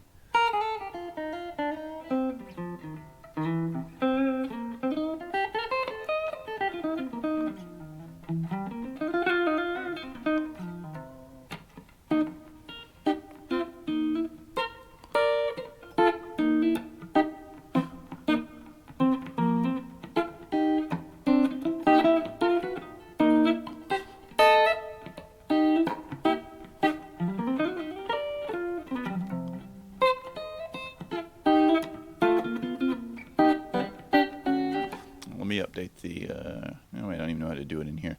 Hey, can one of you dudes update the title? I guess we're pretty much done with the song at this point. There's not really anything else to add to it unless somebody hops in and wants to go over a particular part again or something like that.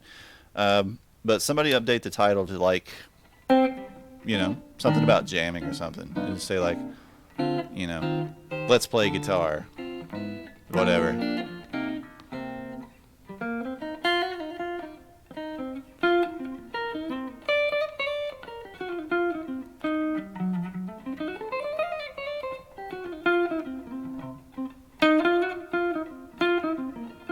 Let's jam for a few minutes, like 20 minutes or so.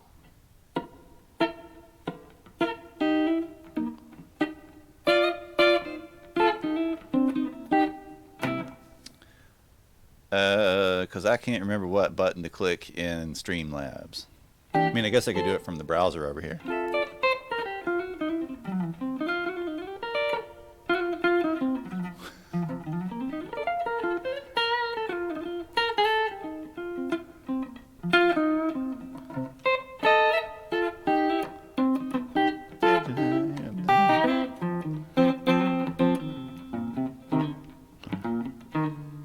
That's almost almost Curtis Mayfield. Different key though.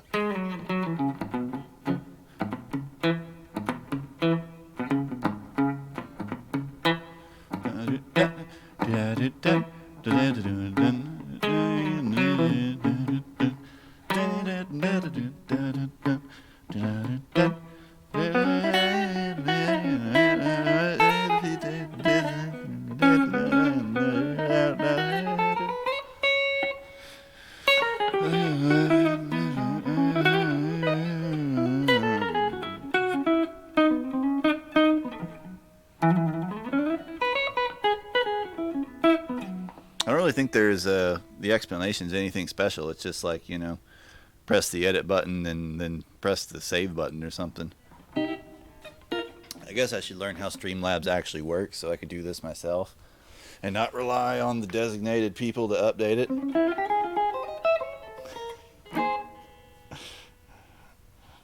Oh, Lord.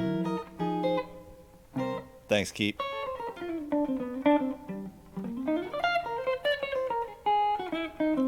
There's also, Alec, there's like, I haven't messed with it yet, but there's like, if you're in a browser on, at least on a web browser on a computer, there's like a mod view.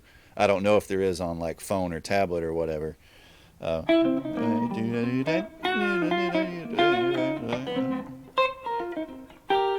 Where apparently you can see like all of that stuff straight up or outright and edit it straight from there. Ah.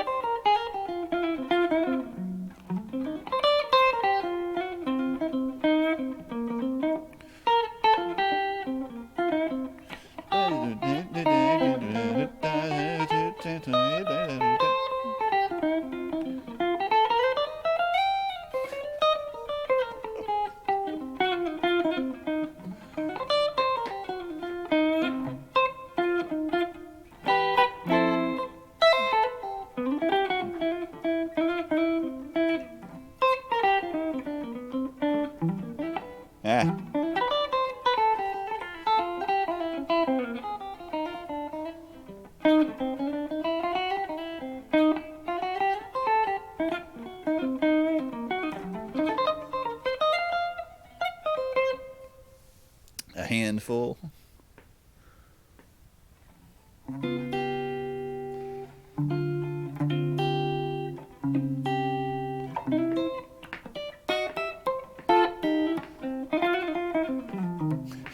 The docs button.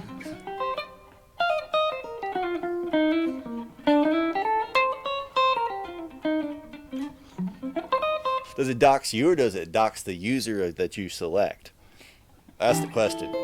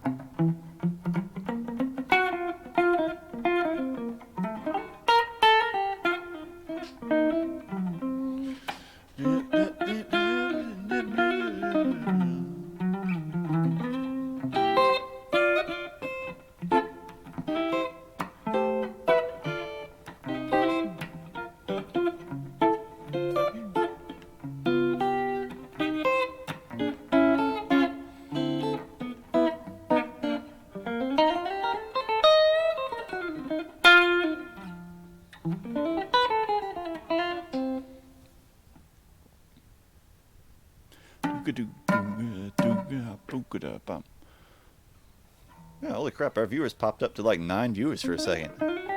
Flying high and mighty here.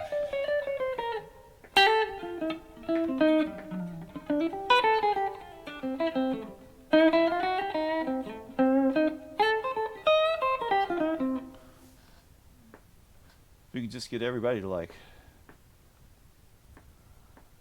jump in and chat and stuff more. It'd be sick.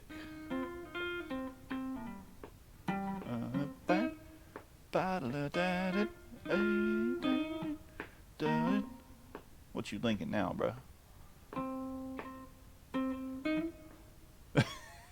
More Johnny DeMarco. Damn it.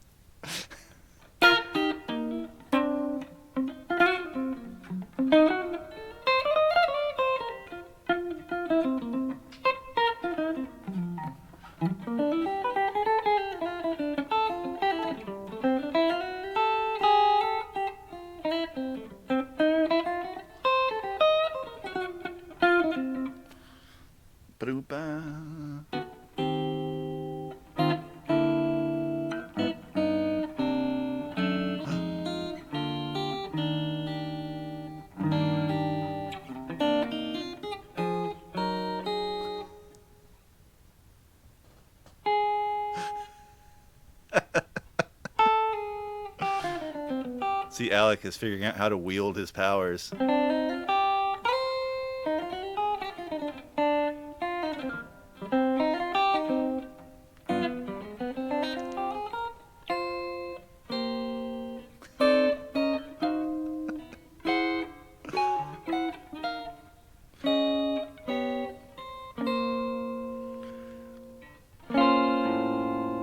Ooh, that's nice and tangy.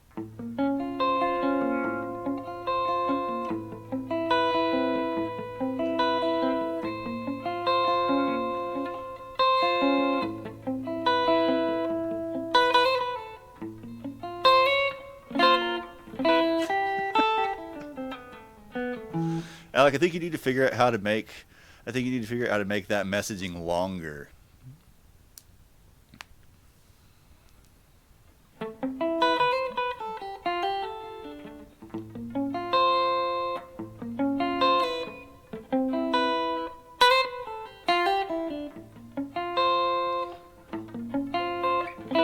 Yeah, I guess it could be like a lot of video game themes will tend to take like a relatively simple theme and then like just add little bits of movement, like transpose that theme to slightly different places where it doesn't necessarily harmonize in like a completely consonant sort of way.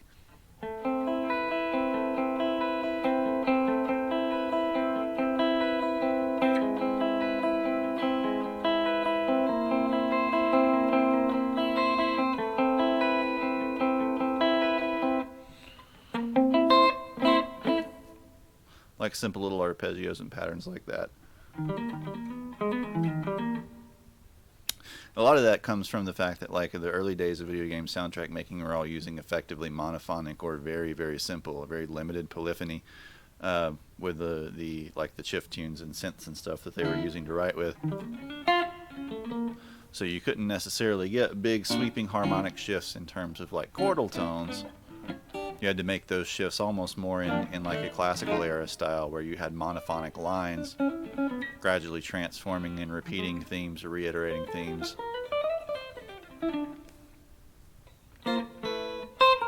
over the course of a piece.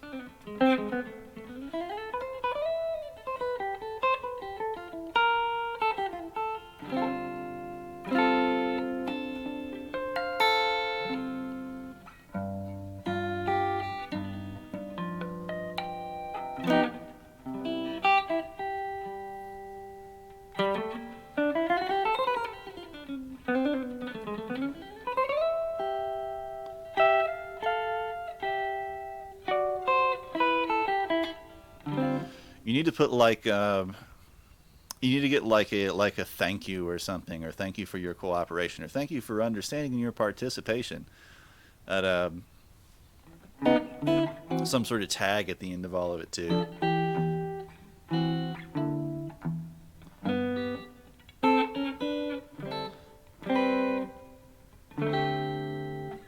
thank you for all future compliance.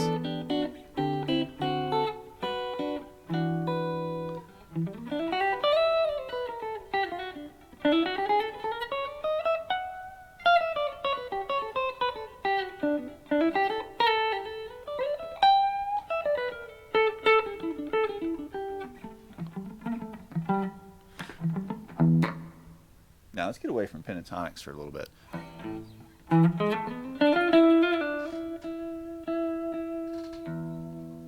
Let's get a little more reverb too. Hold on a second.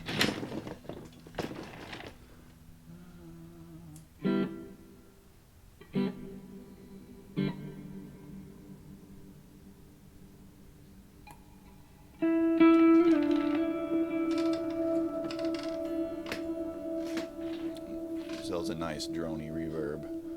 So we're going to treble down a touch.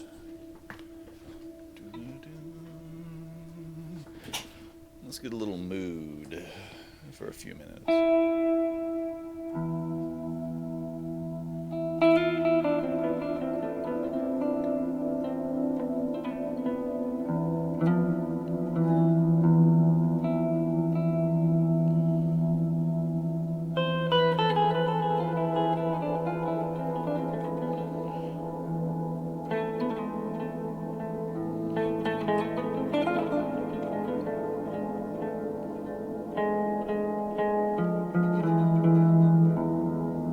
Maybe a little too much reverb, or maybe bring the blend down a touch.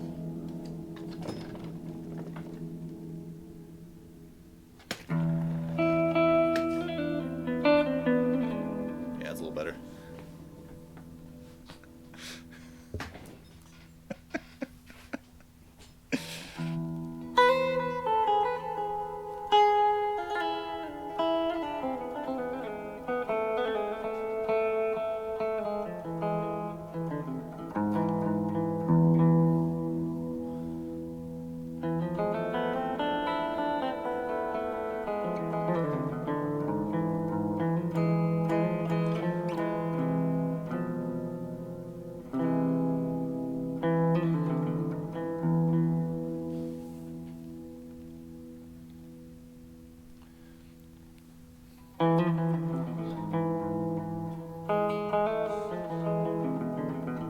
I don't know what's funnier, or what would be funnier, you know, like actually incorporating tinyURL into the excessively long reply about not using tinyURL, or like using accidentally the full length link instead of the tinyURL, or the full length link and then tinyURL in parentheses afterwards, or other way around.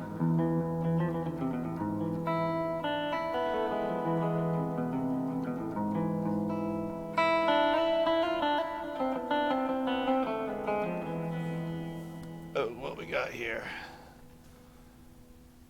I think I got another computer to check it on.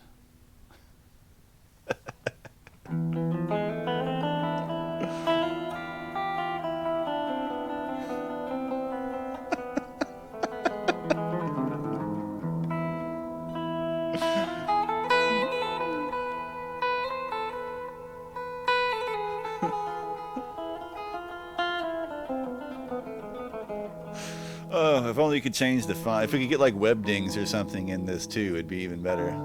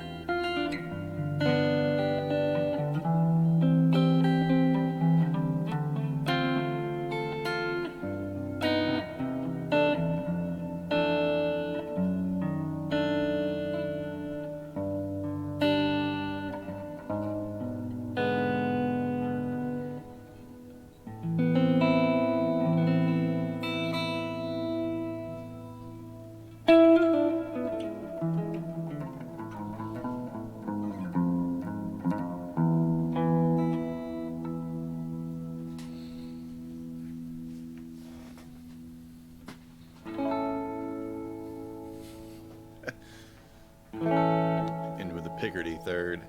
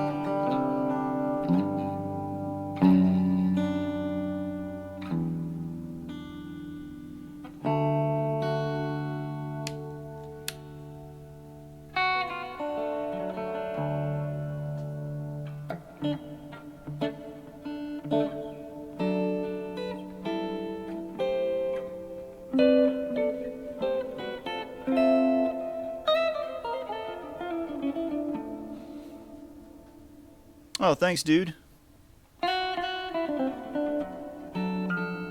Thanks for stopping in to the stream and saying something too, dude.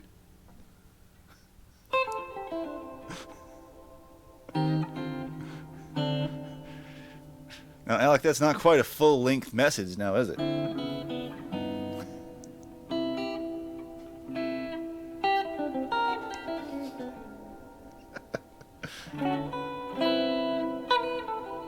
Yeah, Luke, earlier, like normally when we start the stream off, we've only done it a few times so far, you know, only been streaming for a few weeks, like 2 weeks, maybe?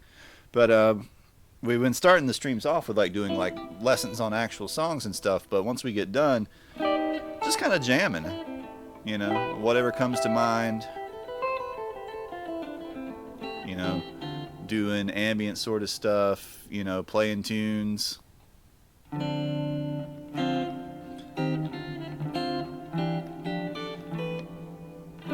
Alec B is our local cyborg moderator. Has a fetish for tiny URL links and being way too wordy. You know, but it's pretty late in the evening, so I'm just kind of like jamming, practicing. Have my reverb pedal cranked up, so being super atmospheric.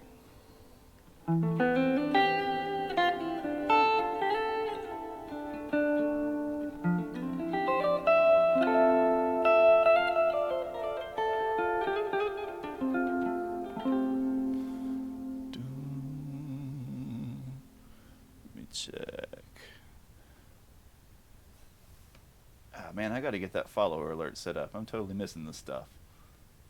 But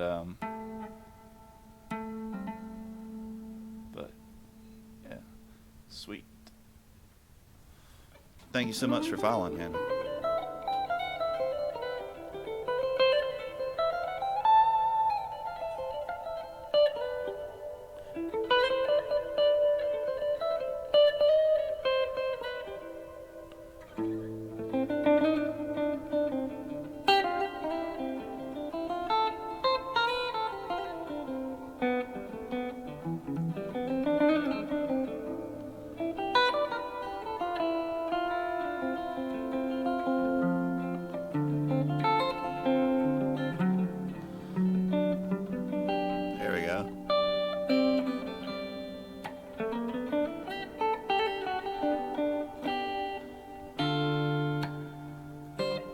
Oh, thanks, dude.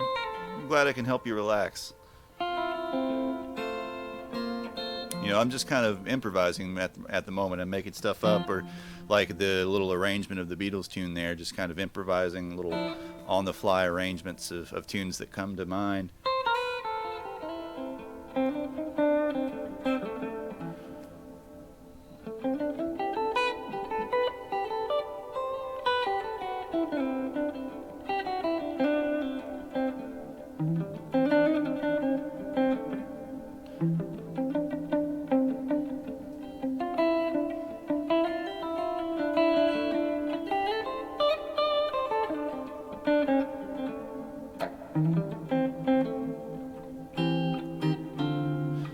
Do you play, Luke, or anybody else in the chat that's following along? Do you guys play, or are you just hanging out and enjoy music?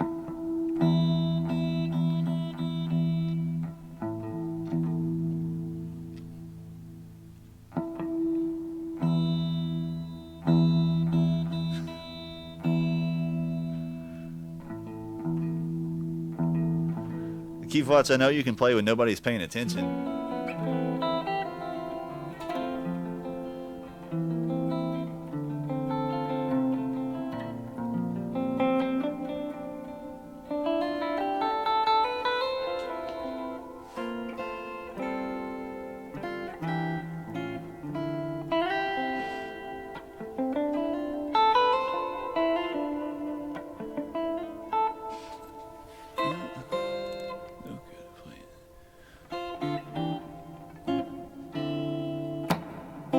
Well, we certainly appreciate you hanging out, dudes, like Twisty and stuff. You know, I mean, guitar is, It means a lot of different things to different people. Some people it's just something fun to play with.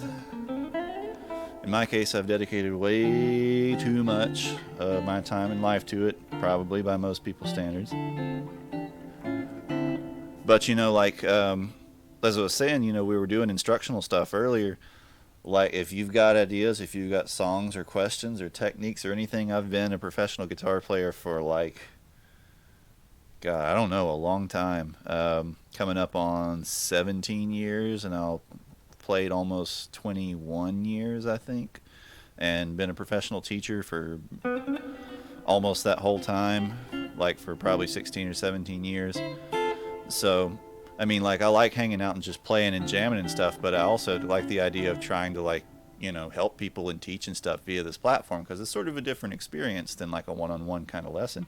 But if you've got stuff that you want to learn, or you got questions, or you got styles of music that you like, let me know, because at this point I'm pretty much just taking suggestions from everywhere and trying to sort of spitball and figure out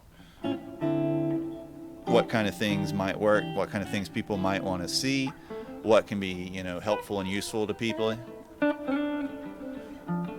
Some nights I might just want to jam like this and be super chill.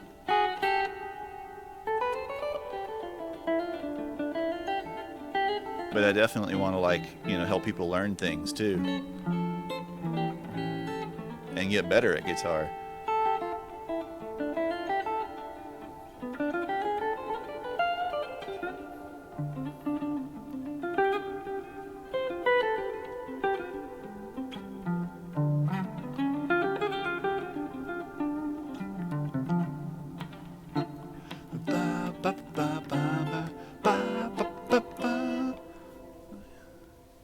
Oh, that's cool, Luke. Yeah, I mean that happens to a lot of people. I mean, a lot of the dudes in here at Keep and Alec, both of them were students of mine for a long time, but they got college and stuff like that now, so they don't play as much as they used to, which I still give them a hard time for. But other stuff does get in the way sometimes. I've had students come back, adult students, start taking lessons when they're 50. And they're like, oh yeah, I played when I was a teenager, when I was a teen and in my 20s, but then, went to college, got a job, had kids, all that sort of stuff, and I haven't played in 20 or 30 years. And they want to get back into it. You can always, always, always get back into it. You can always get better.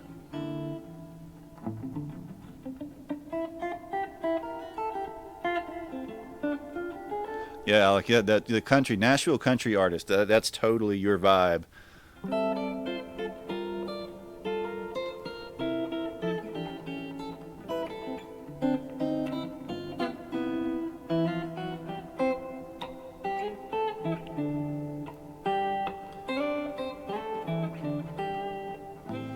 That might be a fun thing to do, is just let's write a Nashville country song. Because, I mean, you only need 4 chords pretty much to write one. You just get the lyrics from chat, just, trucks and Jesus and beer and stuff like that. Oh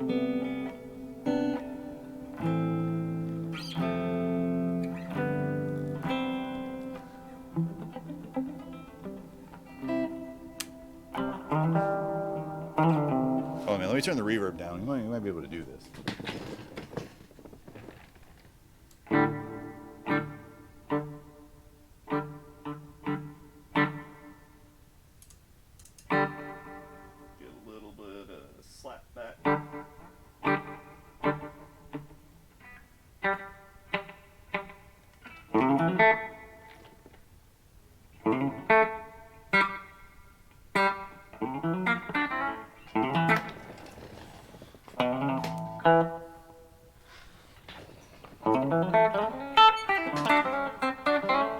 That's too classic country.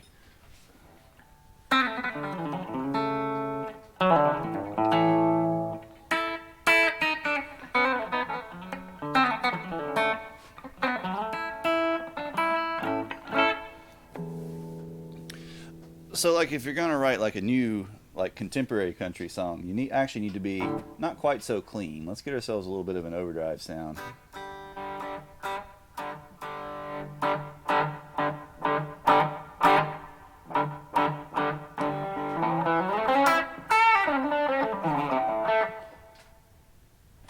is still too high.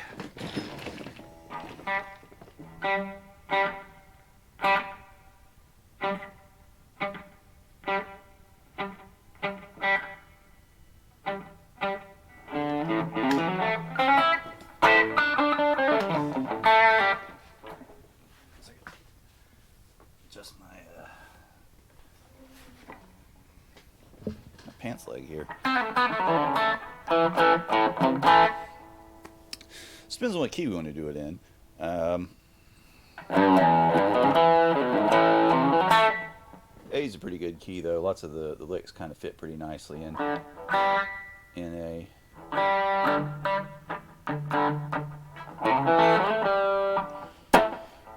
So depending on if you want to make like an edgier country song or a more sentimental one, which the sound we got now, we probably want something that's more like a dancing or party song or something.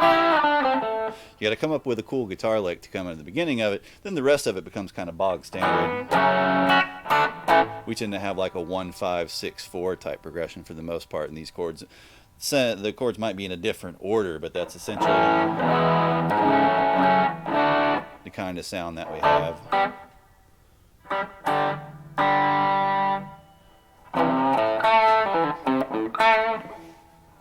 You usually have some kind of bendy riff at the beginning.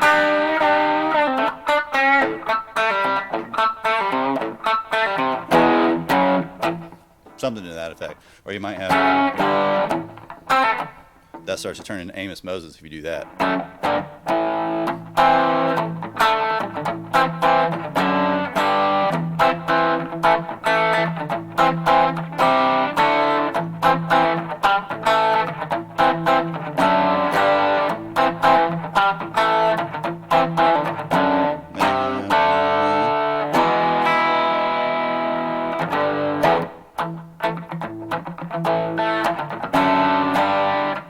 So now I need Chat to start writing lyrics about trucks and Jesus and things and beers. You know, to start fitting it into that sort of groove.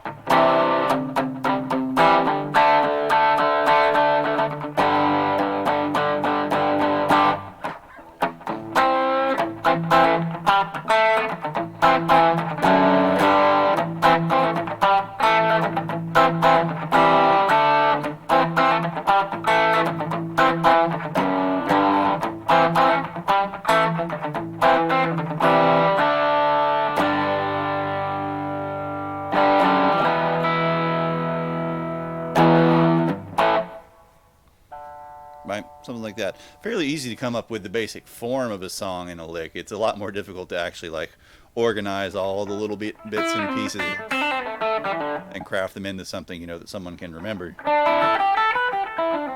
Which is why you need country songwriting AI, like they have in Nashville.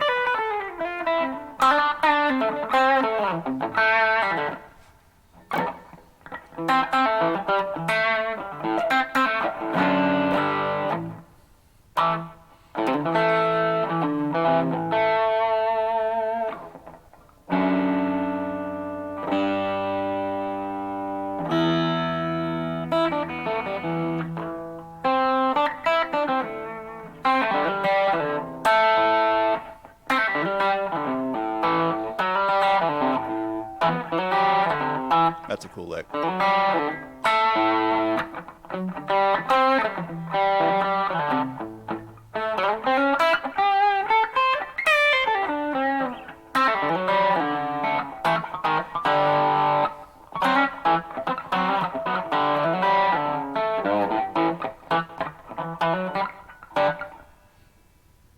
Gain down a little bit more.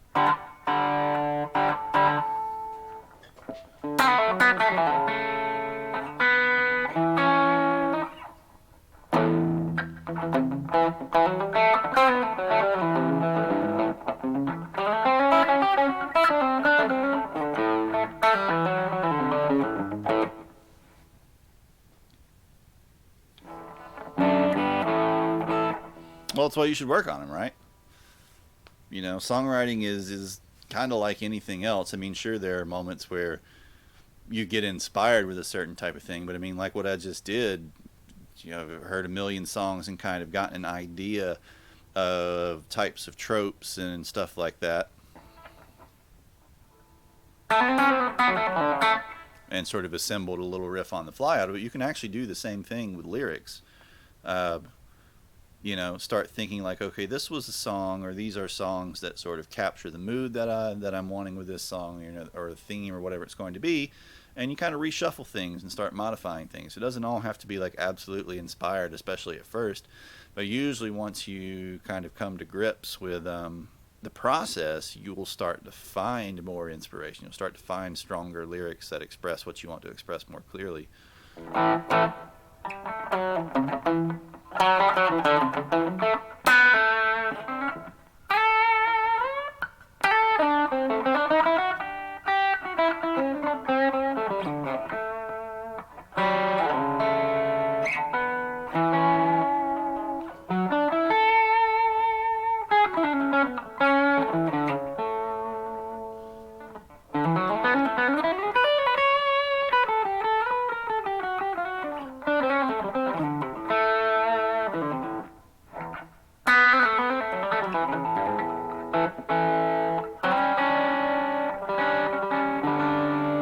That's a fun chord voicing.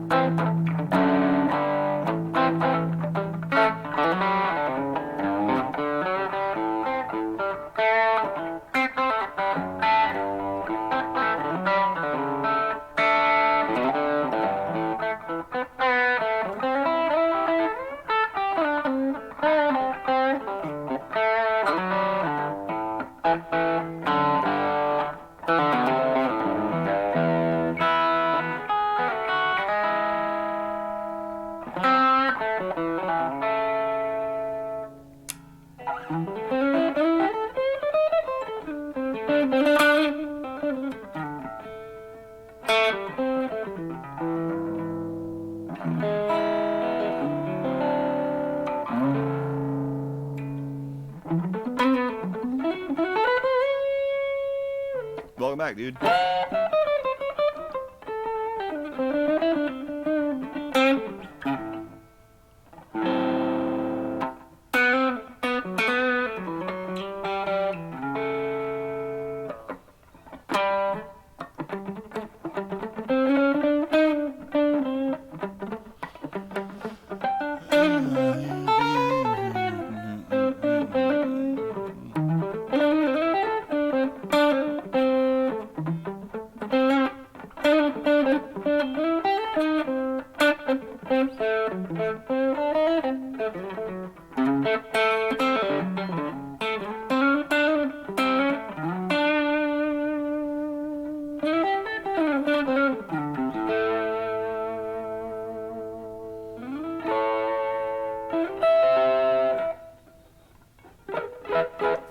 How did that go?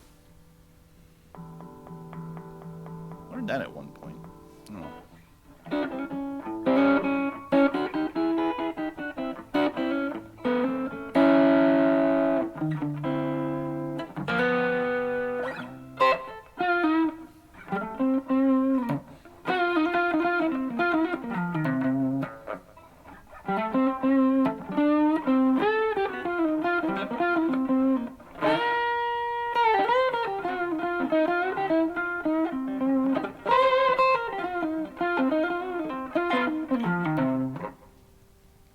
This is the tube screamer sound on here.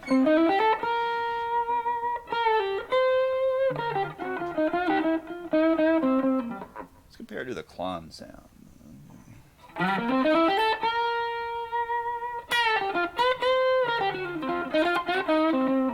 got better clarity, honestly. The Tube Screamer sounds a little bit woolly.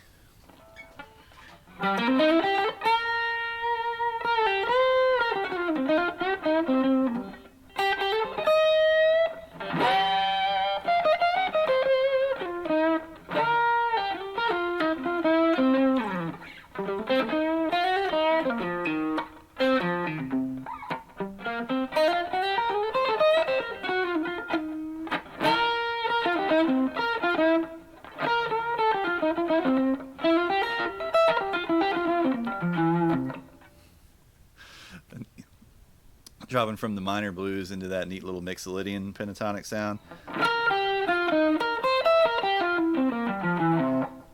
Pretty cool sounding.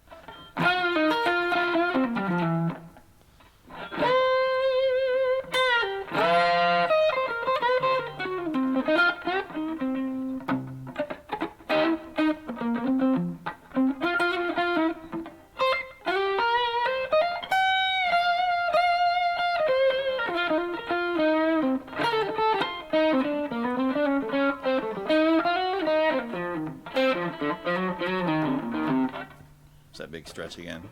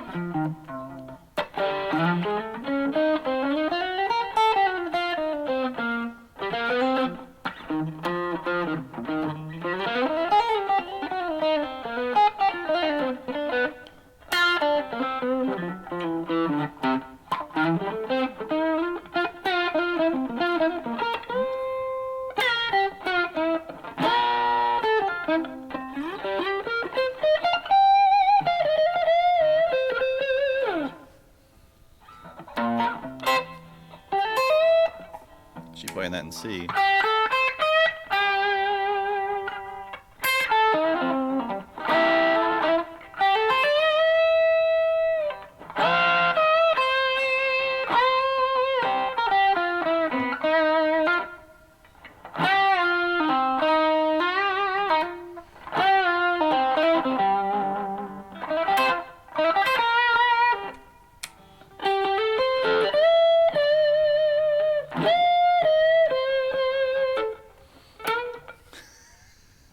Blues hammer.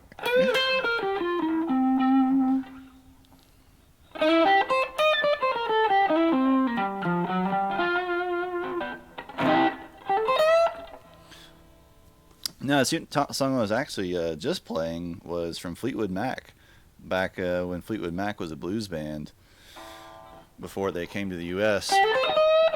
and Peter Green was the lead singer. Most of the time, Danny Kerwin and Jeremy Spencer sang on some of the tunes.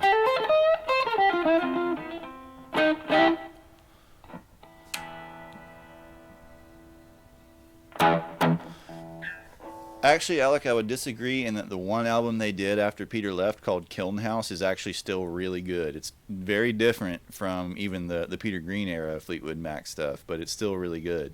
I, for the most part, don't care for them much at all once they kind of became a pop band. Other moments.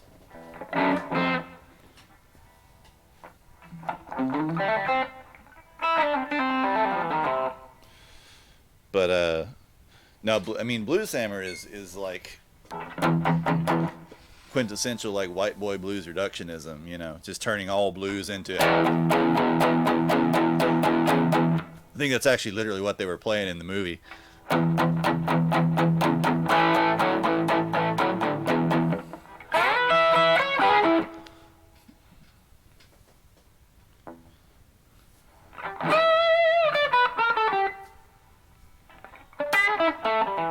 Now, Peter Green is one of my favorite guitar players, dude. You should definitely listen to him.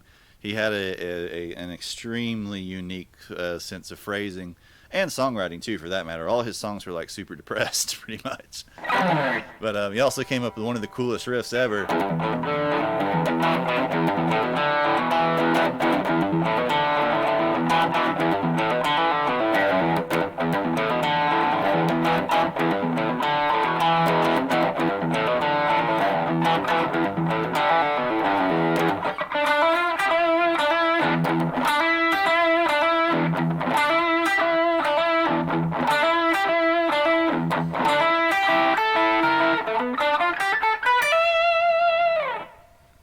You know, especially when you have like 3 guitars playing it. You can do all sorts of cool stuff, because they actually have at that walk-up part there's actually a 3-guitar harmony. Each one's playing a slightly different part. And it's pretty neat.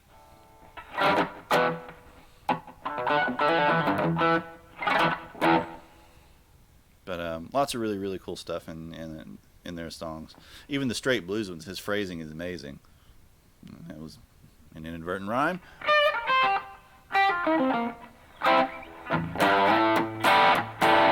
And I mean, plus, you totes can't hate on Fleetwood Mac at all, because like Green Monolisi, man, you know, you wouldn't have pretty much any like rock or metal band without stuff like Green Monolisi.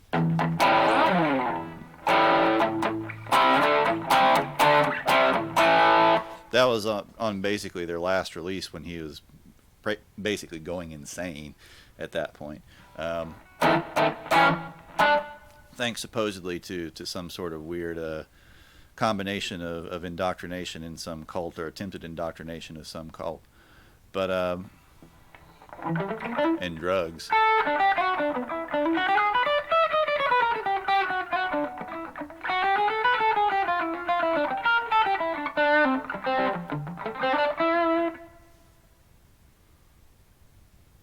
The Priest version is totally not infinitely better. Not at all. The Priest version does not have the brooding of the Fleetwood Mac version. Not in the slightest. Hold on a second, I missed a comment somewhere. You can play background, the Godfather song. Are you talking about like the mandolin theme that's played on the mandolin in the Godfather? The da da da da da da da da da da da, whatever that is.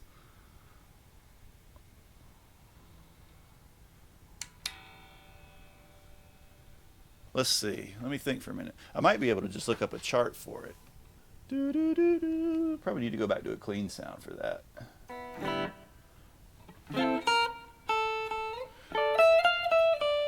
No. Close, but not exact. Let's see. Godfather theme music. Probably a chart somewhere online, if I can find it.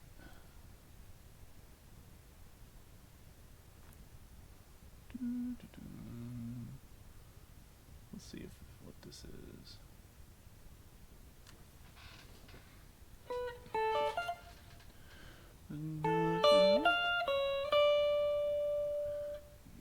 No, I think that's a different one.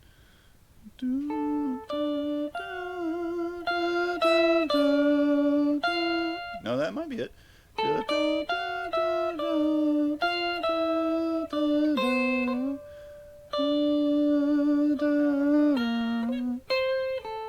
Not quite the right phrasing. And then 4 and 1 and 2, 2 and da da da da da. Getting close. Should I get the mandolin sound with tremolo picking here?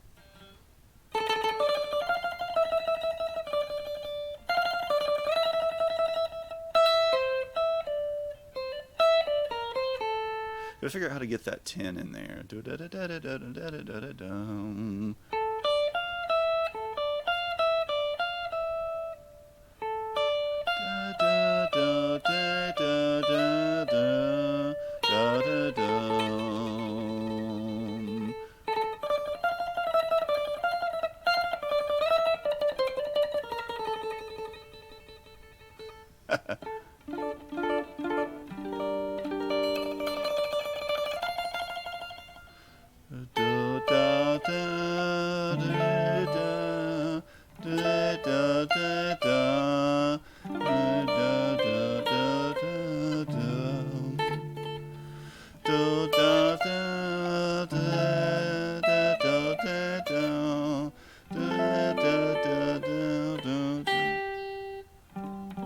Goes down to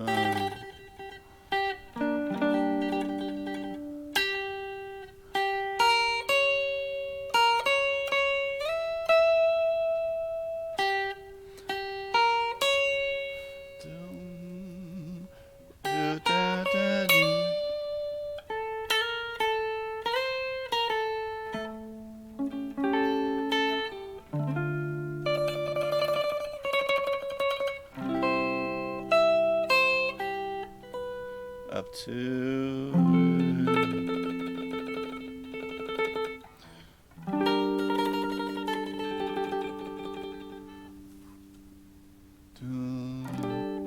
oh, it's missing the second half. Dang, I found the sheet music for it, but missing part of it. To think like Italian peoples. How exactly does one think like Italian people? I would love to visit Italy. Maybe not right now, but you know, kind of once things clear up.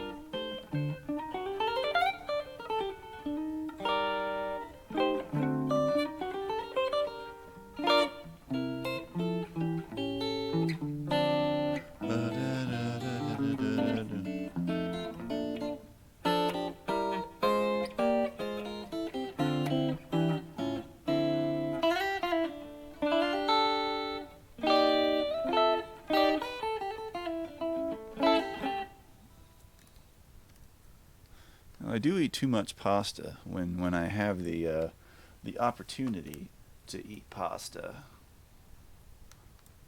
Let's see.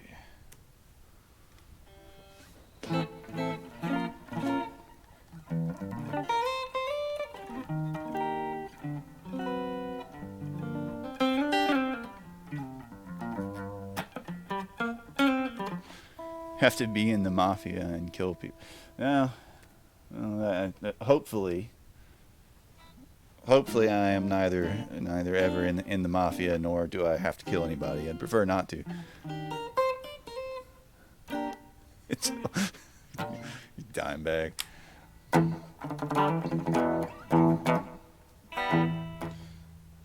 Does that mean I'm obligated to play Pantera now? Things were chill. I don't really know if I want to go into metal territory tonight. Spent all day teaching metal to kids.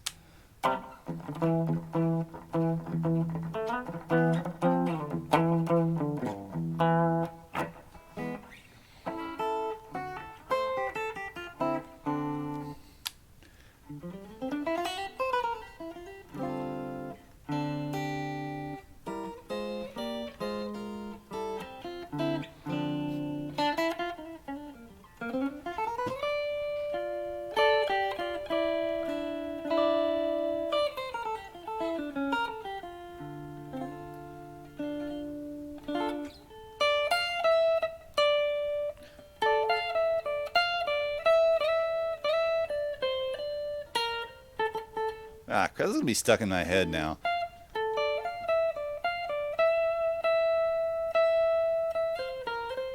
No.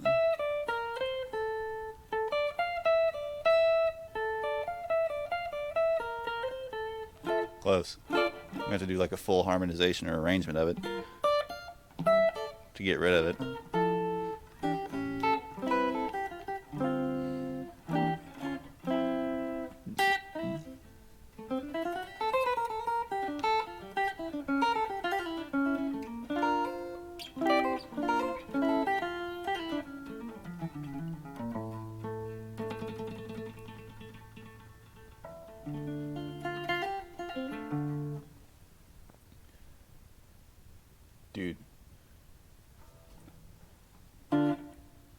That emoji is so tiny I can't even see what it is. It looks like Space Ghost from here. Hey, Space Ghost, why are you so angry?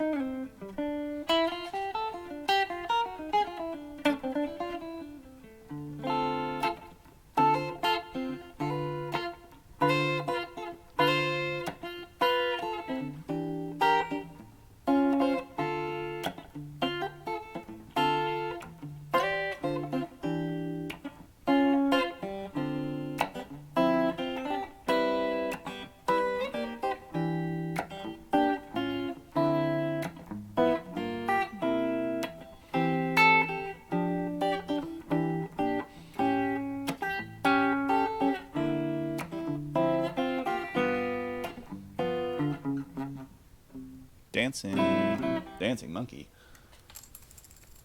Where is that?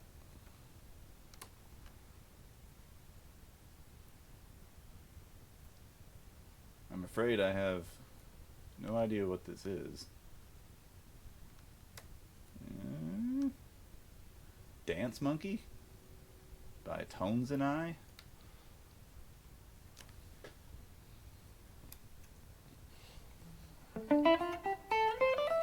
Is this some kind of meme song or something?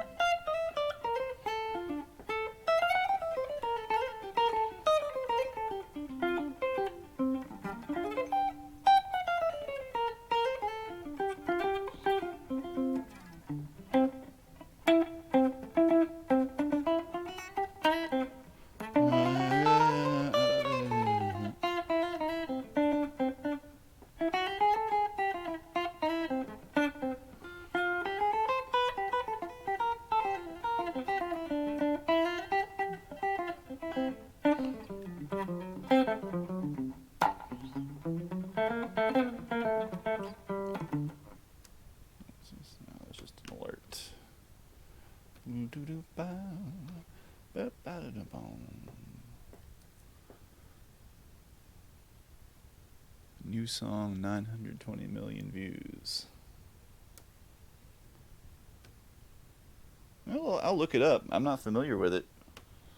Is it like a pop song or something? Let's see what's on YouTube.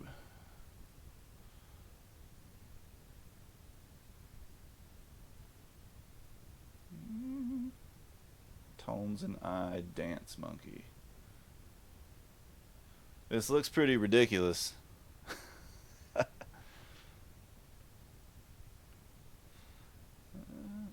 Oh, 4 new from Panapple. Thanks for subbing, dudes.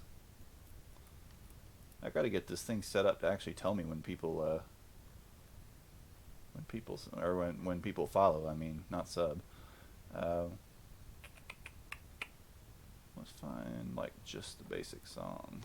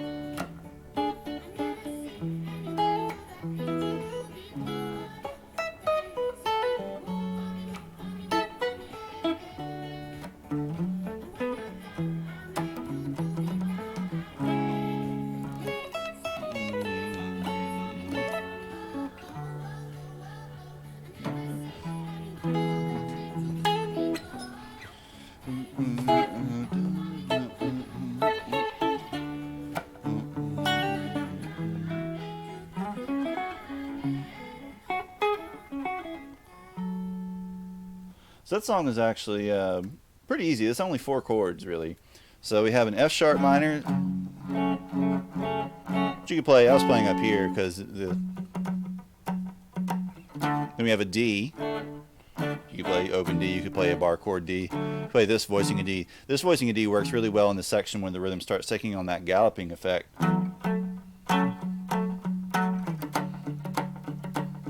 Then an E. Then a C sharp minor. Just kind of the interesting change of the song.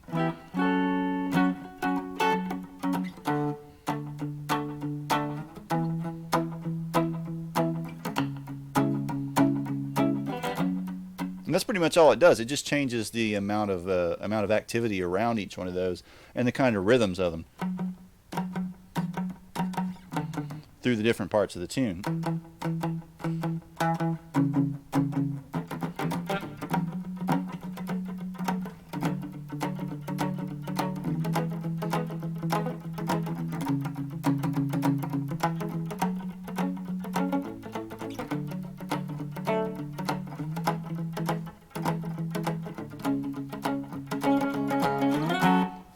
So that's actually a pretty easy tune. That's one that, most people, especially if you could play a bar chord, you could learn to play that song in, 5 seconds, basically.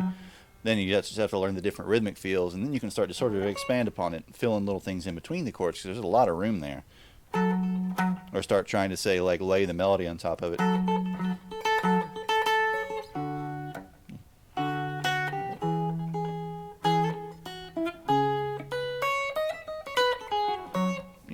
Start trying to put different pieces together or arrange it into something.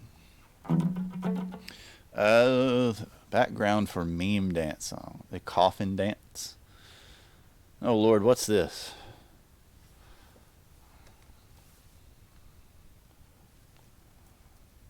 Damn Zoomer memes.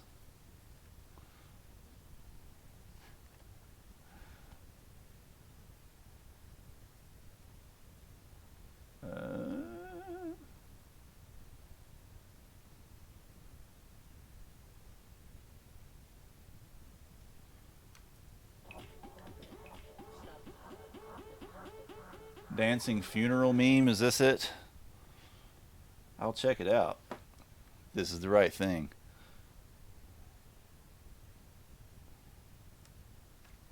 Is this like a New Orleans funeral?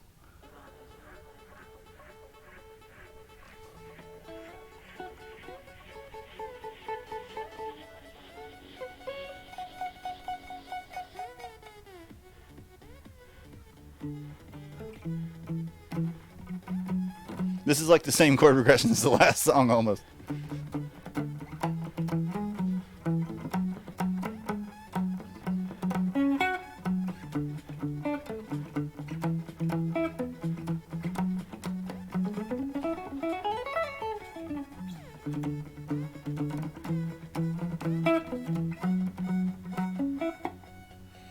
You have that synth line that's moving up higher.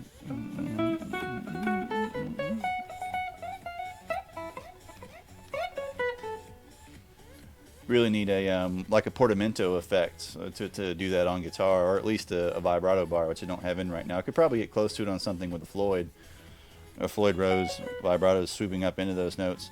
But the chord progression is just D, E, F sharp minor.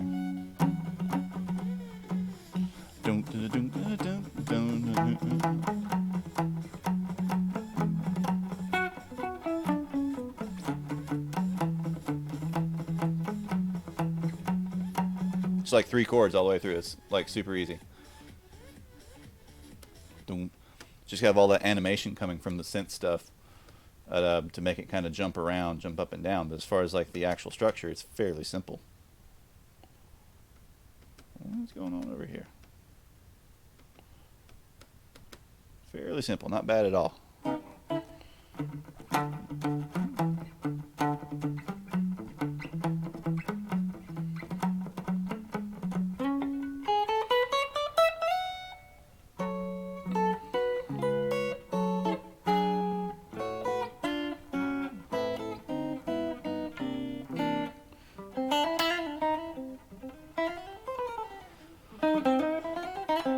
All right, in about 5 minutes, well, a little less than 5 minutes, we're going to be coming up on 3 hours. Probably going to call it a night there because I'd like to fix a little something to eat, and we got started a little late because of some technical issues. But I'm going to try to see if I can get it consistent, like maybe a Monday, Wednesday, Friday schedule. Maybe throw in some Saturdays or something too here, depending on like what time is like. But not kind of sure. Like I want to start at around 8 p.m. Eastern time. I'm going to start at around 8 p.m. Eastern time normally, but I don't know. Maybe like a Saturday or something. You should try like we should try like an early afternoon thing. I don't know. Old Town Road. I keep hearing people talk about this song, but I haven't listened to it yet because I tend to I don't really listen to the radio, or I listen to like college stations that play weird music on the radio. But I would wager it's probably not that difficult. That's like the hip hop, like, who was it? Like Hick Hop or something song. Little Nas X and Billy Ray Cyrus. Oh boy. Might have to save that one for later. But anyway, I'm looking normally to get started maybe a little bit earlier in the evening, get starting around 8 or something, and then run for maybe 4 or 5 hours. But since we started at like, I don't know, 9:30 or something almost, I think 3 hours is probably good for this evening.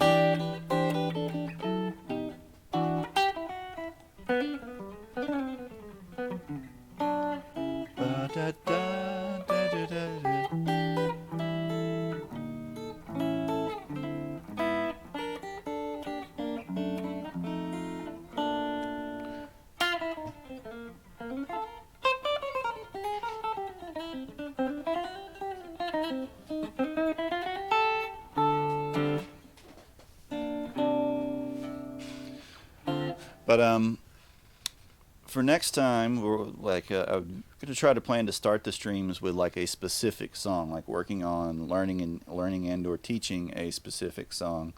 One of the ones that I was thinking about, talking about earlier, was doing Walk Don't Run.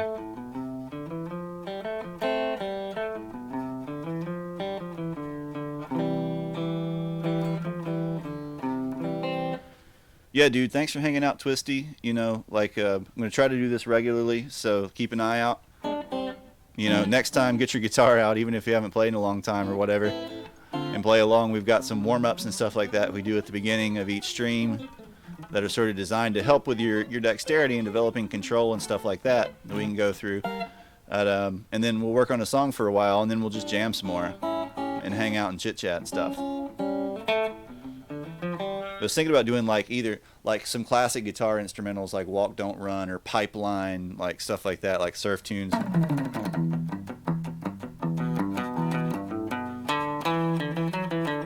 Because those are all fairly easy and relatively easy to teach, and like pretty much every guitar player should know them, in my opinion anyway, because they're like fundamental guitar songs. But so we're going to pick out a new tune for next time. Thanks to everybody for hanging out, everybody for stopping in. We actually had a pretty good chunk of new chatters and new viewers and new followers and stuff today, which is awesome. I really wasn't expecting to get as many viewers as we did this late in the evening.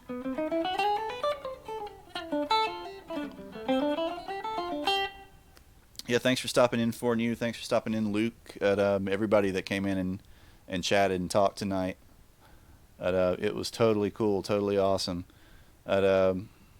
Who else we have? Let's see.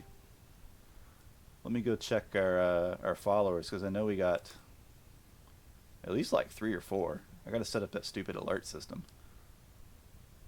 Yeah, so we got Pan Apple, we got For New, we got Luke, we got Twisty. Yeah, we got 4 new followers tonight. That's awesome.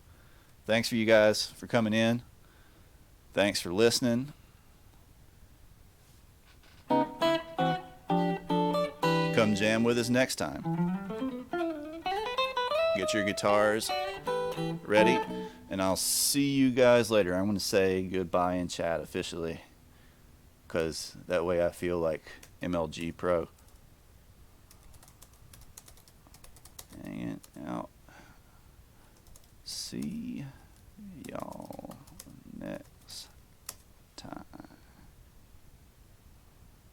Thanks for hanging out. Space. Let me add in and everybody there. All right, dudes. I will catch y'all later.